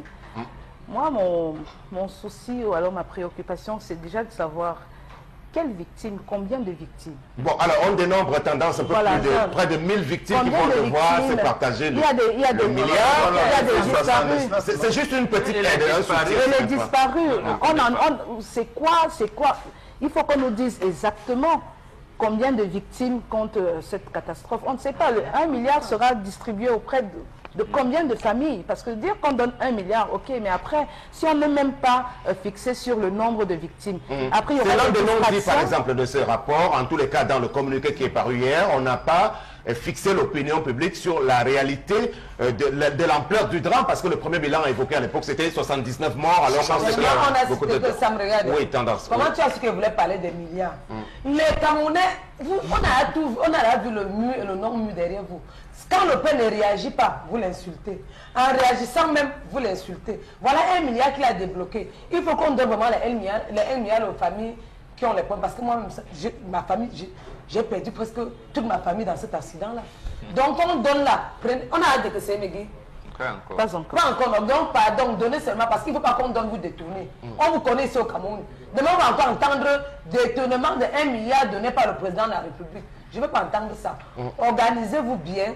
On donne vraiment les 1 milliard aux familles. Parce que je suis certaine qu'il y aura des frustrations. Il y a des familles qui... Peut-être parce que le montant n'est pas suffisamment costaud également. Il y a eu les inondations, les indemnisations des gens lors des inondations à l'extrême nord Cameroun. Cet argent avait été détourné.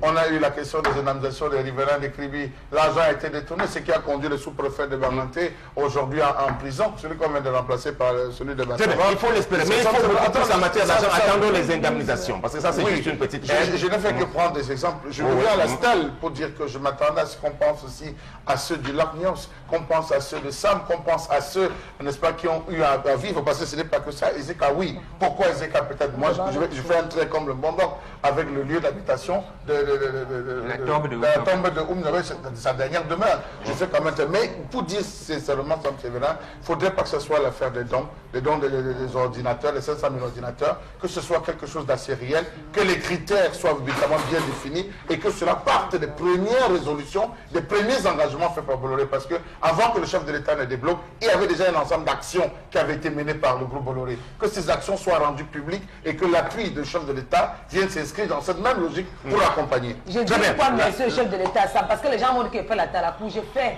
Vous-même quand vous faites la talapou... Bon, c'est bon, tendance. On passe à la prochaine information.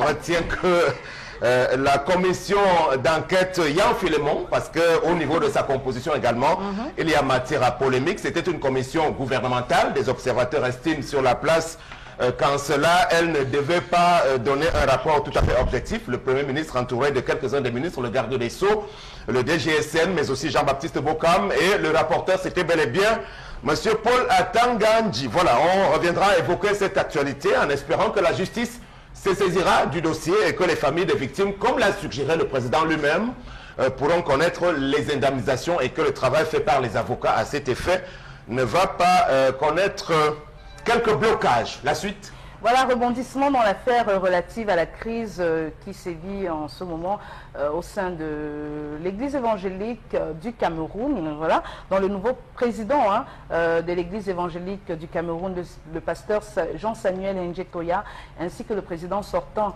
le pasteur Batomen Isaac Anga, traînés en justice. Justement, ils sont accusés de non-respect de la procédure de l'élection des nouveaux membres de l'exécutif de l'Église évangélique du Cameroun. C'était à Gaoundéré le 22 avril dernier. Donc ce mouvement de contestation serait donc porté par le pasteur Kwo Isedou, président de la région synodale du Vouré. Voilà, et qui représente donc la communauté Sawa, disons-le tout de suite. Et c'est ce qui étonne d'abord parce qu'ils ont dit dans le Ngondo qu'ils partaient de l'église. Ils ont proclamé ce qu'on appelle un schisme. Alors quand vous décrétez le schisme, ça veut dire que vous n'en faites plus partie. Alors pourquoi ramener la chose à la justice? Et pourquoi amener les affaires de l'église à la justice? C'est ça qui m'énerve. Parce que quand on est chrétien, on a aussi la paix du cœur, Sam. Quand tu amènes ton frère en justice en tant que chrétien, si on l'amène en prison, est-ce que tu vas être tranquille? Tu vas pas être tranquille. Donc, quand on est chrétien, on pardonne tout. Même si c'est comment vous allez supporter, et chacun porte sa croix. Moi, ça me dépasse ça. Faut parler, c'est ma... L'affaire de l'église qui se retrouve en justice Mbombok Bengan, c'est un indicateur, un signal, un dévoiement aujourd'hui de ce qu'on semble avoir perdu certaines valeurs dans nos congrégations. Absolument, l'église presbytérienne en est maître dans cette histoire. Mais non, sauf que Longondo avait demandé de surseoir à la passation de service au risque d'amener au schisme. Maintenant, la passation de service a eu lieu. Maintenant, au lieu du schisme, ils ont dit non, nous sommes une association. C'est ce que le nouveau président de l'église évangélique a dit. On a donc estimé que c'est à la justice de... Donc Longondo n'est plus pour le schisme, il faut qu'on se comprenne. Pour le moment, Longondo attend que la procédure se normalise. C'est d'ailleurs Longondo qui a poussé ses fils pasteurs d'ester en justice pour revenir à la chose entendue, alors à la chose qui n'est pas écrite, non écrite, mais convenue de commun accord. Parce que les trois groupes qui composent, les trois grands groupes qui composent l'église évangélique s'entendent chaque fois. Et donc, il y a Longondo, il y a le Lakam et Longondo. Donc maintenant où Longondo devait amener son candidat, il fallait que tout le monde les aide. Charles Abel Bachou, admettons donc que la justice puisse se prononcer en faveur de telle ou telle faction. Est-ce qu'il n'y a pas d'autre risque de voir plutôt l'affaire se compliquer davantage? L'affaire même c'est déjà compliqué parce que nos amis du monde ont d'abord eu un premier échec cuisant, je vais vous le dire. Ça a commencé par des notes qui ont été faits aux chefs de famille, les chefs de famille qui devaient redescendre, quand je parle des chefs de famille, les chefs de village, qui devaient faire redescendre ça aux différents chefs de famille pour boycotter. Ça n'a pas donné. On a entamé le dimanche noir où tous devaient se rendre au culte en tenue noire. Ça n'a pas toujours abouti. Ils se sont retrouvés coincés. Parce que qu'est-ce que les fidèles leur ont dit? Les fidèles ont dit, l'affaire d'en haut, ce n'est pas notre affaire. Nous, on va pour servir notre Dieu. D'où vient-il que je vais me retrouver à aller rentrer dans les querelles de l'église? Tant que celui qui est devant moi me prêche l'évangile comme je veux entendre, tant que celui qui est devant moi m'amène, je suis, le berger me guide, je ne vois pas le problème, j'ai un problème plutôt avec mon Dieu. Voilà ce qui a causé le problème. Voilà, face à cet échec cuisant, il n'avait pas d'autre choix que de trouver une pirouette de manière à ce que, quand même, il puisse sauver la face et d'aller en justice. En allant en justice, maintenant, en décidant de rester l'église en allant en justice, est-ce qu'ils auront gain de cause? C'est encore une question qu'il faut se poser parce que tous les accords qui ont été faits par Isaac Batomène dans le départ, lorsqu'il supplée, pardon, laissez-moi encore, c'était validé par tous. Tous étaient là, c'était validé, c'était eux qui le reconduisaient. Très bien. Mais Guy, qu'est-ce que ça vous inspire, cette actualité? Beaucoup de désolation, beaucoup de désolation. Moi, depuis le début de cette affaire, c'est-à-dire la suite de l'élection du pasteur Jean-Samuel Njetoya, je pense qu'il y a eu beaucoup d'excès, déjà par la déclaration ou l'annonce de ce schisme-là. Du peuple Sawa de l'église évangélique du Cameroun. Le schisme généralement découle d'un problème doctrinal, ce qui n'était pas le cas ici. Ce qui n'était pas le cas ici. Et puis je ne comprends pas pourquoi ces revirements. Bon, d'un côté, on a justement les Sawa du Vouri, parce qu'il faut le préciser, quand on sait que les chefs Sawa d'une CAM se sont désolidarisés justement de cette décision du Ngondo de faire un schisme. Donc les Sawa du Vouri qui accuse le pasteur Batomène de n'avoir pas tenu sa parole. Il accuse d'avoir promis qu'à la fin de son mandat, il y aurait justement ce système de rotation qui ferait que ce soit un pasteur Sawa qui soit élu, qui soit érigé à la tête de la présidence. Mais où mettent-ils le pardon, le nécessaire pardon, qui est la chose la plus recommandée? J'en viens, parce que je ne veux pas rentrer dans les détails, mais j'ai vu des réactions justement des fidèles de cette église-là. Et ça m'a donné froid dans le dos que des fidèles d'une église devant leur paroisse se tiennent et tiennent des propos belliqueux juste à côté du temple, des propos belliqueux juste parce qu'un pasteur qui ne leur convient pas est président. Donc ce n'est plus le vrai Dieu que l'on sert. On a l'impression d'être en pleine bataille politique. Très bien. Merci beaucoup pour cette analyse. On va sortir avec la dernière information. Voilà, la dernière information, c'est une vidéo drôle, hein, voilà, pour essayer de nous décrisper un peu.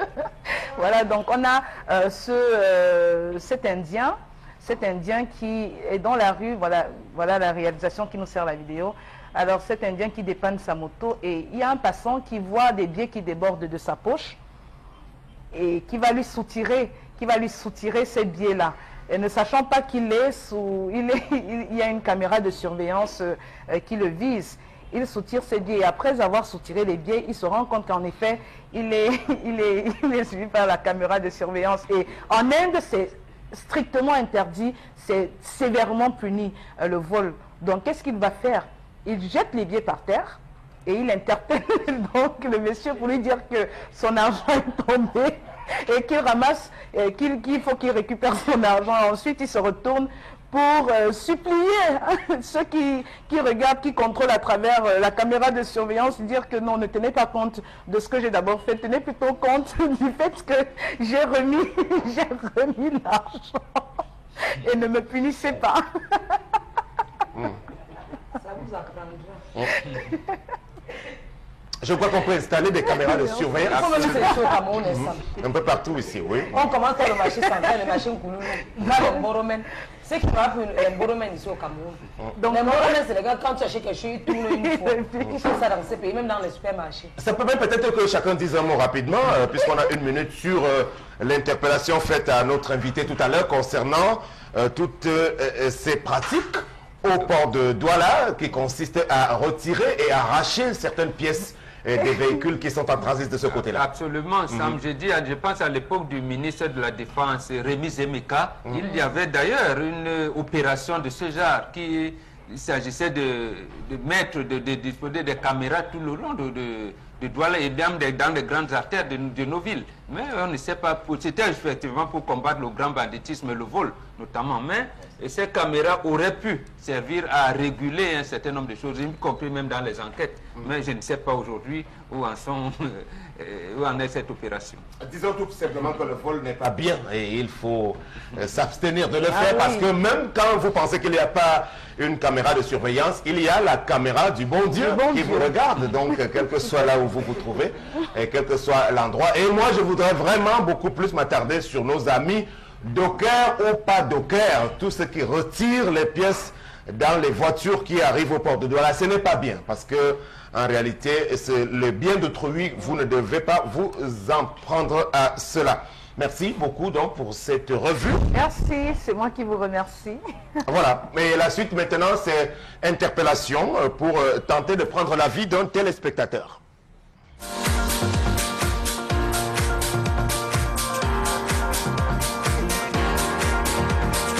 Moi je regarde plus sur le côté de l'insécurité, parce qu'il y a trop d'insécurité au Cameroun, dans le domaine où actuellement les gens se permettent encore de vendre les remèdes de souris, de poison en route.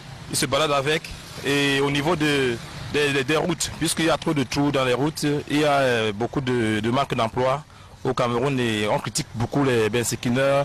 Par contre, le peuple camerounais et le gouvernement doivent prendre soin de créer des emplois pour au moins empêcher ce genre de métier qu'eux ne subventionnent même pas. Donc c'est par rapport à ça.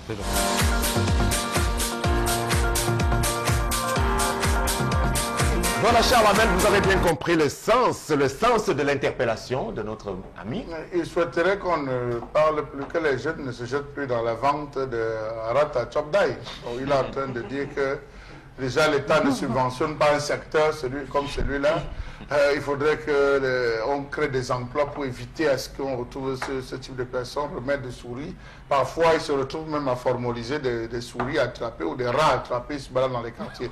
Non, c'est pour dire que Sam Sévérin qu'à ce niveau, il présente la paupérisation dans laquelle vivent les jeunes. Ce n'est pas des trucs que ces jeunes vont acheter, c'est des choses qu'ils composent dans les quartiers. C'est des choses qu'ils composent, c'est des jeunes qui se disent, ok, pour ne pas voler, qu'est-ce que je fais? Il va s'asseoir, il compose. C'est une activité, c'est une entreprise même que ces jeunes créent. Mais comment est-ce que ces jeunes se retrouvent à vivre? C'est assez compliqué, Sam Sévérin. C'est le mal-vivre. Nous parlons tous les jours ici du mal-vivre, de la crise sociale. Des jeunes sont formés, des jeunes sont nantis de diplômes, les jeunes sont pétris d'espérance, mais n'ont pas de lieu où ils vont aller véritablement expérimenter, mettre au service, n'est-ce pas, leurs compétences. Ils se retrouvent là. Oui, ils sont nombreux à faire ce commerce, mais ils sont aussi peu ceux des membres du gouvernement qui pensent encadrer ces différents secteurs. Alors, il y a un débat qu'on fait généralement ici. Moi, je me demande pourquoi tout le monde a envie de venir en ville aussi. Parce que vous nous avez appris en son temps qu'à Douala, on déverse, enfin, beaucoup de populations arrivent même de l'extrême nord, des régions de l'ouest. tous les jours. Et C'est ça, je vais chuter en disant, en vrai, c'est la Centrafrique. Ici, en Centrafrique, il y a des femmes qui sont réunies dans un village avec le manioc. Elles fabriquaient des bâtons de manioc, elles fabriquaient des produits. L'État s'est intéressé, notamment le ministère de l'Agriculture qui s'occupe de l'agriculture, s'est intéressé à subventionner. Maintenant, ils récupèrent les produits des femmes qu'ils vont vendre à l'étranger et ça permet à ces femmes de pouvoir vivre. Je pense qu'ici, l'État peut aussi s'occuper de cela à travers de simples subventions pour pouvoir permettre à ces jeunes de pouvoir s'en sortir.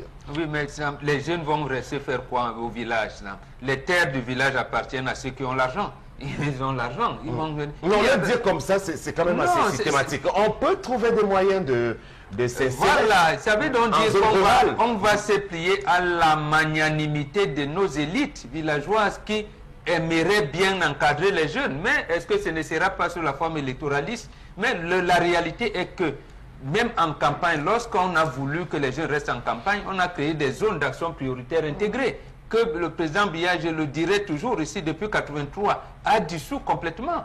Est-ce que vous saviez qu'il y avait une usine de riz à Tonga qu'il a laissé? Il y avait les zones ici qu'on avait confiées à un colonel, le projet de Bafang. C'était un projet de participation des jeunes au développement. Il y avait plein de projets comme ça parce que les jeunes, ils veulent quoi? Ils veulent s'épanouir. Celui qui choisit l'artisanat ou l'agriculture aujourd'hui, on ne les encadre pas dans le cadre de la décentralisation, dont les mairies les abandonnent. Donc c'est en ville où ils pensent que même le ratachop d'Aïkomide peut avoir 200 francs, ou le tchouk est au port. Merci beaucoup. On passe maintenant à nos partenaires du concept Salaka. C'est la grande promotion des magasins 1001 tapis. On parle d'une vente spéciale et pour en parler ce matin encore, Constille Amine, bonjour. Oui, bonjour Sam Laurent et bonjour à toute l'équipe de l'émission 10-12 de Zénith qui accueille encore ce matin, en cette belle journée du 24 mai 2017, le concept Salaka avec bien entendu le magasin 1001 tapis. Et comme on peut bien sûr le remarquer, on a donc quelques articles qui vous seront vendus ce matin à des prix vraiment dérisoires. Et je rappelle que c'est une vente qui se veut très très spéciale. Ceux qui n'ont pas eu le temps depuis le lancement de cette campagne, c'est l'occasion plus que jamais d'aller du côté bien sûr du magasin 1001 tapis. Et je tiens à vous rappeler la situation avec la permission de la réalisation qui va afficher donc la situation. Nous sommes à Douala Aqua, juste en face de la boulangerie Saker Palais d'Ika, à l'entrée de la rue Mermoz. Nous sommes ouverts de lundi à samedi de 8h30 à 18h30, même les jours fériés, pour dire que demain jeudi on sera également ouvert. Les numéros de téléphone s'affichent au bas de l'écran. Ceux qui n'ont pas le temps de venir au magasin, qui veulent être livrés à domicile, appelez à nos numéros de téléphone. On viendra vous faire une livraison à domicile, quel qu'en soit où vous êtes. Et je rappelle que les frais de transport sont supportés à 50% par le concept Salaka. Ça veut dire quoi? Si vous êtes du côté de Yaoundé et que vous voulez qu'on expédie votre marchandise, si le prix à expédier c'est 2000 francs, vous payez 1000 francs et le concept Salaka supporte 1000 francs. Voilà donc pour ce qui est de l'entrée de cette émission ce matin avec le concept Salaka. Alors tout de suite, nous allons lancer la vente de ce matin. Nous allons commencer bien entendu par les tapis. Ah ben oui, quand on parle de tapis, on parle bien sûr des grands tapis d'1,80 m sur 2,5 m. Vous les avez à 19 500 francs. Je dis bien des tapis de très bonne qualité, des tapis neufs qu'on peut d'ailleurs apercevoir à l'écran, et le prix va s'afficher à l'instant avec la réalisation qui assure d'ailleurs cette belle émission, le prix d'un tapis de qualité supérieure. Vous avez plusieurs modèles, plusieurs designs à 19 500 francs. C'est donc le prix à débourser pour acheter un tapis neuf. Et pour ceux qui veulent plus de 2 tapis, on pourra vous permettre d'avoir des réductions exceptionnelles. Voilà donc pour ce qui est des tapis, les numéros de téléphone sont à l'écran. Appelez dès à présent, ne perdez surtout pas le temps. À côté donc des tapis, on a bien entendu des robots mixeurs. Alors là, plus besoin de demander aux voisins, c'est terminé. Plus besoin, voilà, la démonstration se fait en direct à l'écran. Voilà, regardez, en quelques minutes, voilà, en quelques minutes, on a bien entendu, c'est bon, voilà. Vous avez vu que là, en moins d'1 minute, on a écrasé sa tomate, les arachides, les oignons, tout peut être écrasé avec ce robot mixeur magique. Vous l'avez à 12 500 francs, le voilà. Je rappelle que les stocks sont en train de s'épuiser. un robot mixeur qui vous permet de faire des jus de fruits, qui vous permet d'écraser les condiments secs. Les prix s'affichent encore à l'écran, voilà, 12 500 francs, un robot mixeur de qualité, quel qu'en soit vous êtes à Garoua, en Guélémendouka, à l'extrême nord, quelle qu'en soit votre ville et votre pays, achetez un robot mixeur à 12 500 francs au magasin 1001 tapis et bénéficiez d'énormes cadeaux.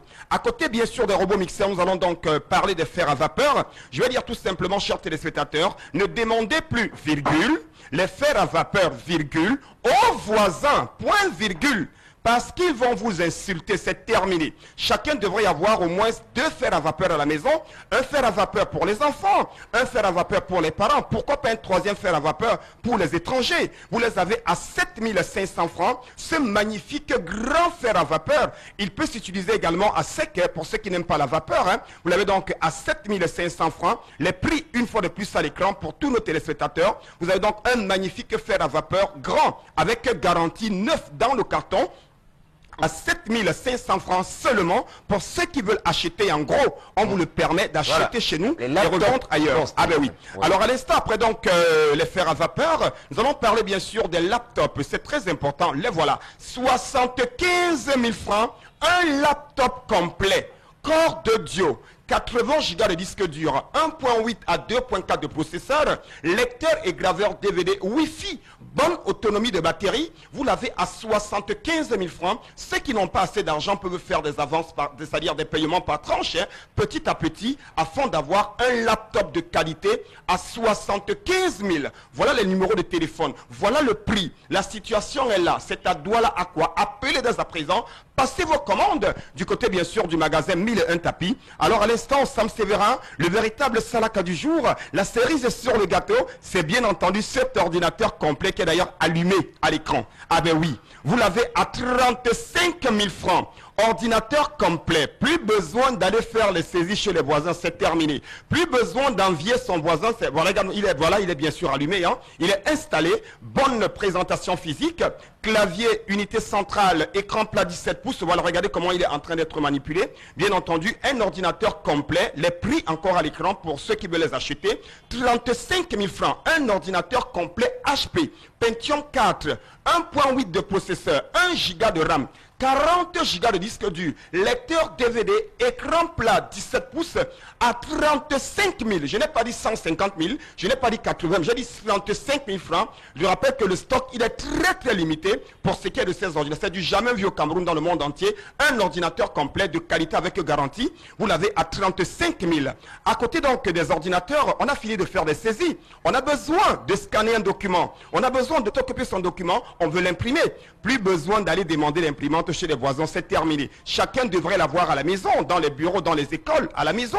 Et une imprimante multifonction HP, neuve dans le carton, vous l'avez désormais au concept Salaka à 37 500 francs. Une imprimante de qualité chez 1001 tapis. On va donc conclure avec des régulateurs de tension à partir de 18 000 francs. Et bien entendu, j'invite tous nos amis anglophones. On a qu'un for 1001 tapis because c'est for the rapport pour Salaka. Il y a laptop 75 000, robot mixeur 12 500, régulateur de tension 18 000. You get ouf, plenty kako, fer à vapeur 7 500 francs. Don't just come just now for 1001 tapis and all my way to come for it. Now go get plenty cadeau because c'est Salaka for them. Now come all this qu'on a fait not go another place because c'est for Salaka na garantie na fine price and na plenty Merci beaucoup. Thank you plenty. On a pas formé un tapis. Merci. C'était donc 1001 tapis dans sa grande promotion, cette vente spéciale de ce matin encore.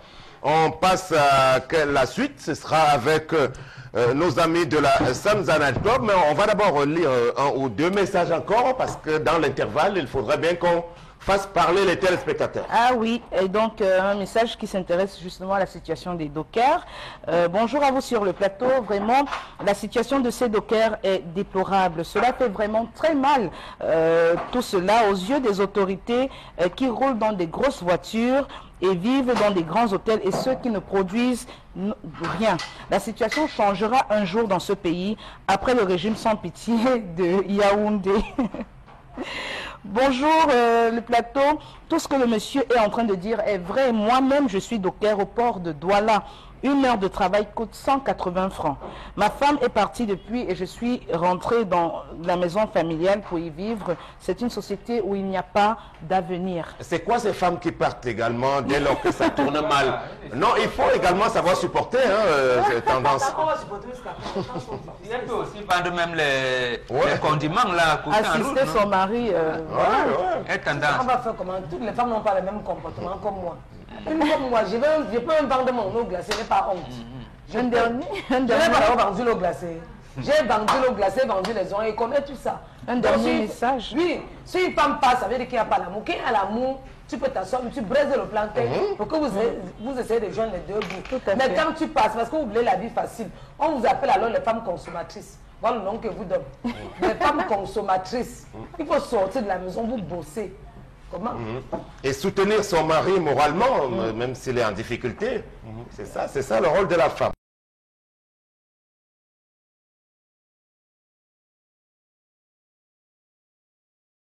24 750 francs au mois, c'est vraiment incroyable. Un adage en anglais dit « There's no great destination without an ugly ». 22h et tous les dimanches à partir de 18h. Saisonner Claude Douala, c'est aussi son lunch bar restaurant ouvert tous les soirs dès 17h avec la meilleure cuisine de Douala et un billard à votre disposition. Saisonner Claude Douala, 6 à quoi derrière le glacier moderne. Infoline 693 52 52 94 650 22 22 22.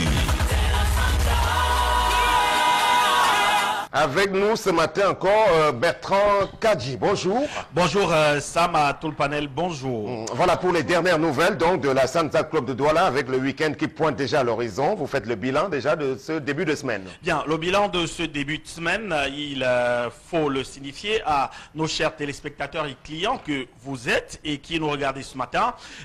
Lundi, bien sûr, je commencerai par là, excusez-moi. Lundi, on a donc continué à offrir à toutes ces personnes-là qui, n'est-ce pas, font le déplacement pour la Sanza Night Club, le lundi piscine party avec une connotation toute nouvelle, des propositions à leur endroit et bien sûr, ils ont trouvé satisfaction et nous en sommes véritablement fiers. Les mardis qui étaient hier, la grande soirée Ladies Night a vu, n'est-ce pas, la participation d'autant de nouvelles personnes parties d'ailleurs.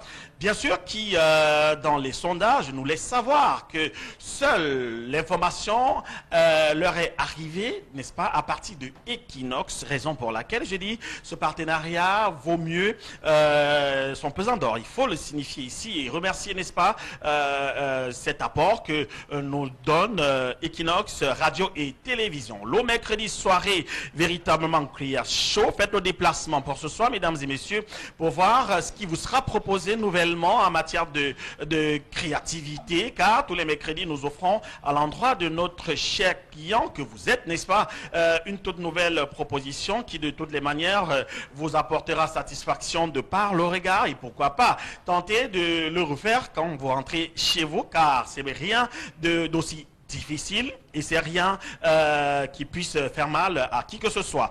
Et joint à tout cela, n'est-ce pas, nous permettons à notre DJ Performance de faire danser toute la clientèle qui fasse le déplacement pour tous les mercredis soirée Créa Show. Le jeudi qui sera demain, la grande nuit andine.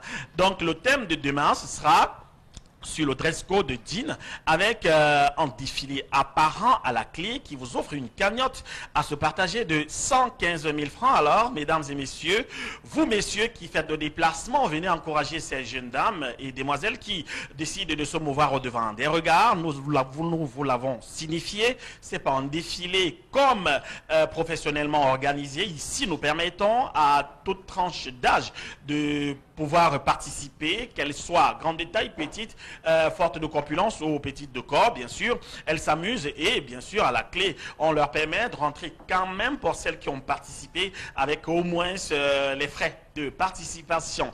excusez-moi la redondance, vendredi et samedi, soirée de pleine ambiance avec Disque à la demande, soirée 100% VIP.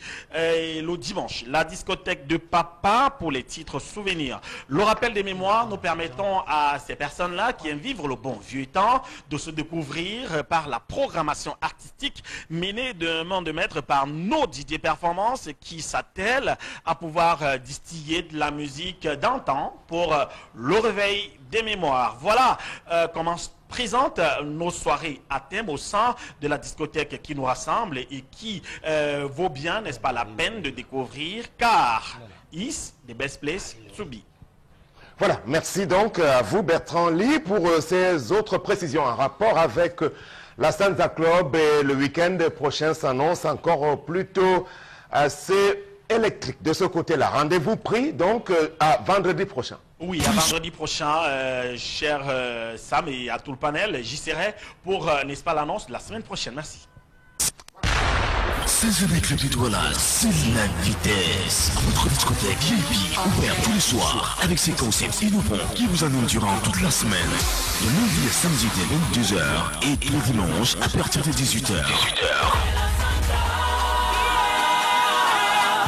C'est avec le Douala, c'est aussi son lunch bar restaurant, ouvert tous les soirs dès 17h, avec la meilleure cuisine du Douala et un billard à votre disposition. C'est avec le Douala, 6 à Aqua, derrière le glacier moderne, Infoline, 6 93 52 52 94. Tous les soirs dès 17h, avec la meilleure cuisine du Douala et un billard à votre disposition. 16 avec le Douala, 6 à Aqua, derrière le glacier moderne, Infoline, 6 93 52 52 94 6 50 22 22 22.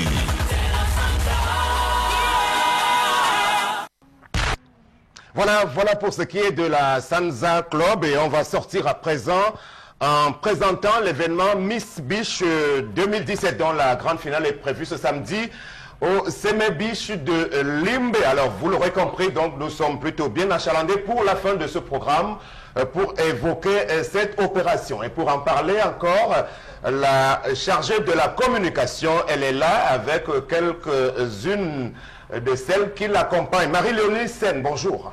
Bonjour Sam Séverin et bonjour à tout le panel. Voilà, alors tout est fin prêt, vous nous garantissez de ce que les petits plats sont mis dans les grands en vue de la grande opération de ce samedi? Oui, justement, tout est fin prêt, mais pas encore les candidates parce qu'elles ont des séances de coaching. Déjà, elles sont là sur le plateau pour vous confirmer qu'après la fin de l'émission, c'est le départ pour l'hôtel Seme Beach où elles auront 3 jours intenses de coaching avec leur directeur artistique Freddy Manyongo. Voilà, leur directeur artistique. Alors, comme elle vous accompagne, est-ce qu'il y en a une ou deux qui souhaiteraient dire juste un mot à vos côtés? Oui. Alors, bonjour à tout le monde. Bonjour. Bonjour à tous les téléspectateurs de Zénith. Alors, tous les candidats de l'élection Miss Beach sont fin prêtes pour le départ et d'ici la fin de l'émission, juste le petit temps qui nous est donné, nous partirons pour l'esplanade du grand hôtel Seme Beach et nous donnons également rendez-vous le 27 samedi, voilà, à partir de 14h précis parce que les places vraiment seront l'hôtel, les plages, tout sera très bondé. Nous invitons donc tous les auditeurs, les téléspectateurs, en fait tous ceux-là qui nous écoutent actuellement et voilà, de venir nous retrouver ce 27 à 14h pour un show explosif. Voilà, un show. Alors, Marie-Léonie, un dernier mot pour une autre des candidates qui se présente. Je préfère celle qui est à côté. Finalement. D'accord. Voilà, c'est juste pour blaguer. Alors, je vais dire à tous les téléspectateurs d'Equinox Télévision de nous retrouver le samedi 27 mai du côté de l'hôtel Seme Beach parce que les candidates, elles sont 25 en tout. Elles vous promettent des moments sensationnels. Moments sensationnels. Je demande si les filles la mangent, mais vous mangez même maman. Sam, toi me regarde, est-ce que les enfants y mangent? Tu manges ma chérie? Hey, tu manges le ventre ne sort pas comment? Tu manges, toi tu manges.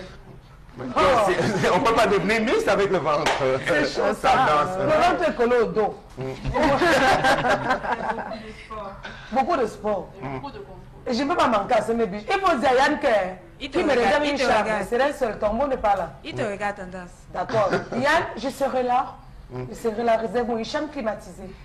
Avec les gambas. Laissez pas faire la tarapou. On m'a dit que m'a mis à tarapou. Les gens qui font aussi la tarapou, on leur fait quoi? Rien. Donc je veux faire la tarapou. Yann, je serai là. Très bien, donc tous les dispositifs, un dernier mot, Marie-Léonie, donc au niveau du Semed Beach, on évoquait le directeur général, M. Yann Anoko et tout son staff, oui. Oui, lui-même il est sur place pour s'assurer que tout le dispositif d'installation du côté de la plage est fait prêt. Donc d'ici demain, toutes les installations seront faites. Vendredi, il y aura une balance générale avec les artistes invités. Donc tout sera fait prêt. On ne dévoile pas quelques noms de ces têtes couronnées artistes invités? Alors les deux noms que je vais dévoiler, il y a Blesby et il y a Michael Kissou.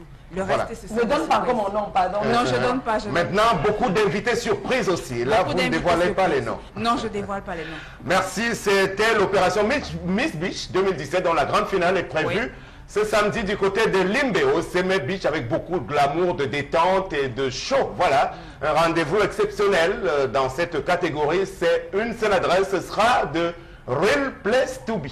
Yeah.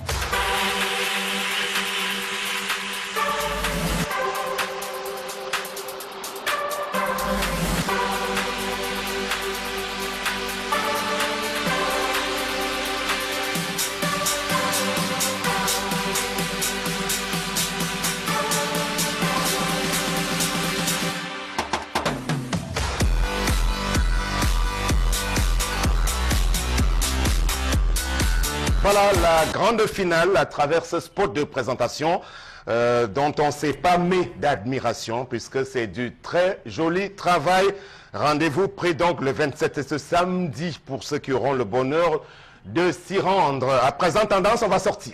On va critiquer. Sam, on y va, je te donne la parole. Voilà, au nom de la liberté de critiquer, ce jour doit se tenir à Yaoundé au tribunal militaire, peut-être qu'ils y sont déjà. L'autre étape du procès kafkaïen entre guillemets, selon certains, à l'encontre de quelques leaders de la contestation anglophone. Lorsqu'ils avaient été arrêtés, le monde entier s'était donc ému de cette façon qu'a eu le pouvoir de gérer cette affaire. De façon tout à fait singulière, donc aujourd'hui, Maître Fontaine Neba et surtout Félix Congo Arbor-Bala vont donc répondre des quelques accusations. Entre-temps, il y a eu jonction de procédure. Il y a également le cas d'un animateur journaliste qui a été incarcéré dans le cadre de la même affaire. Ils sont accusés, entre autres, d'hostilité contre la patrie. Voilà, donc ce sont des termes qui peuvent être attribués comme cela lorsqu'on a envie de vous coller quelque chose dans ce procès-là. On va donc dire tout simplement que la communauté internationale nous regarde. On sait que parmi les conditions qui avaient été posées par les soutiens de ces personnes et qui continuent de maintenir la contestation dans ces zones anglophones, il y a la libération de ces personnalités-là aujourd'hui, dont le patriotisme à d'autres égards a pu être éprouvé à certains moments.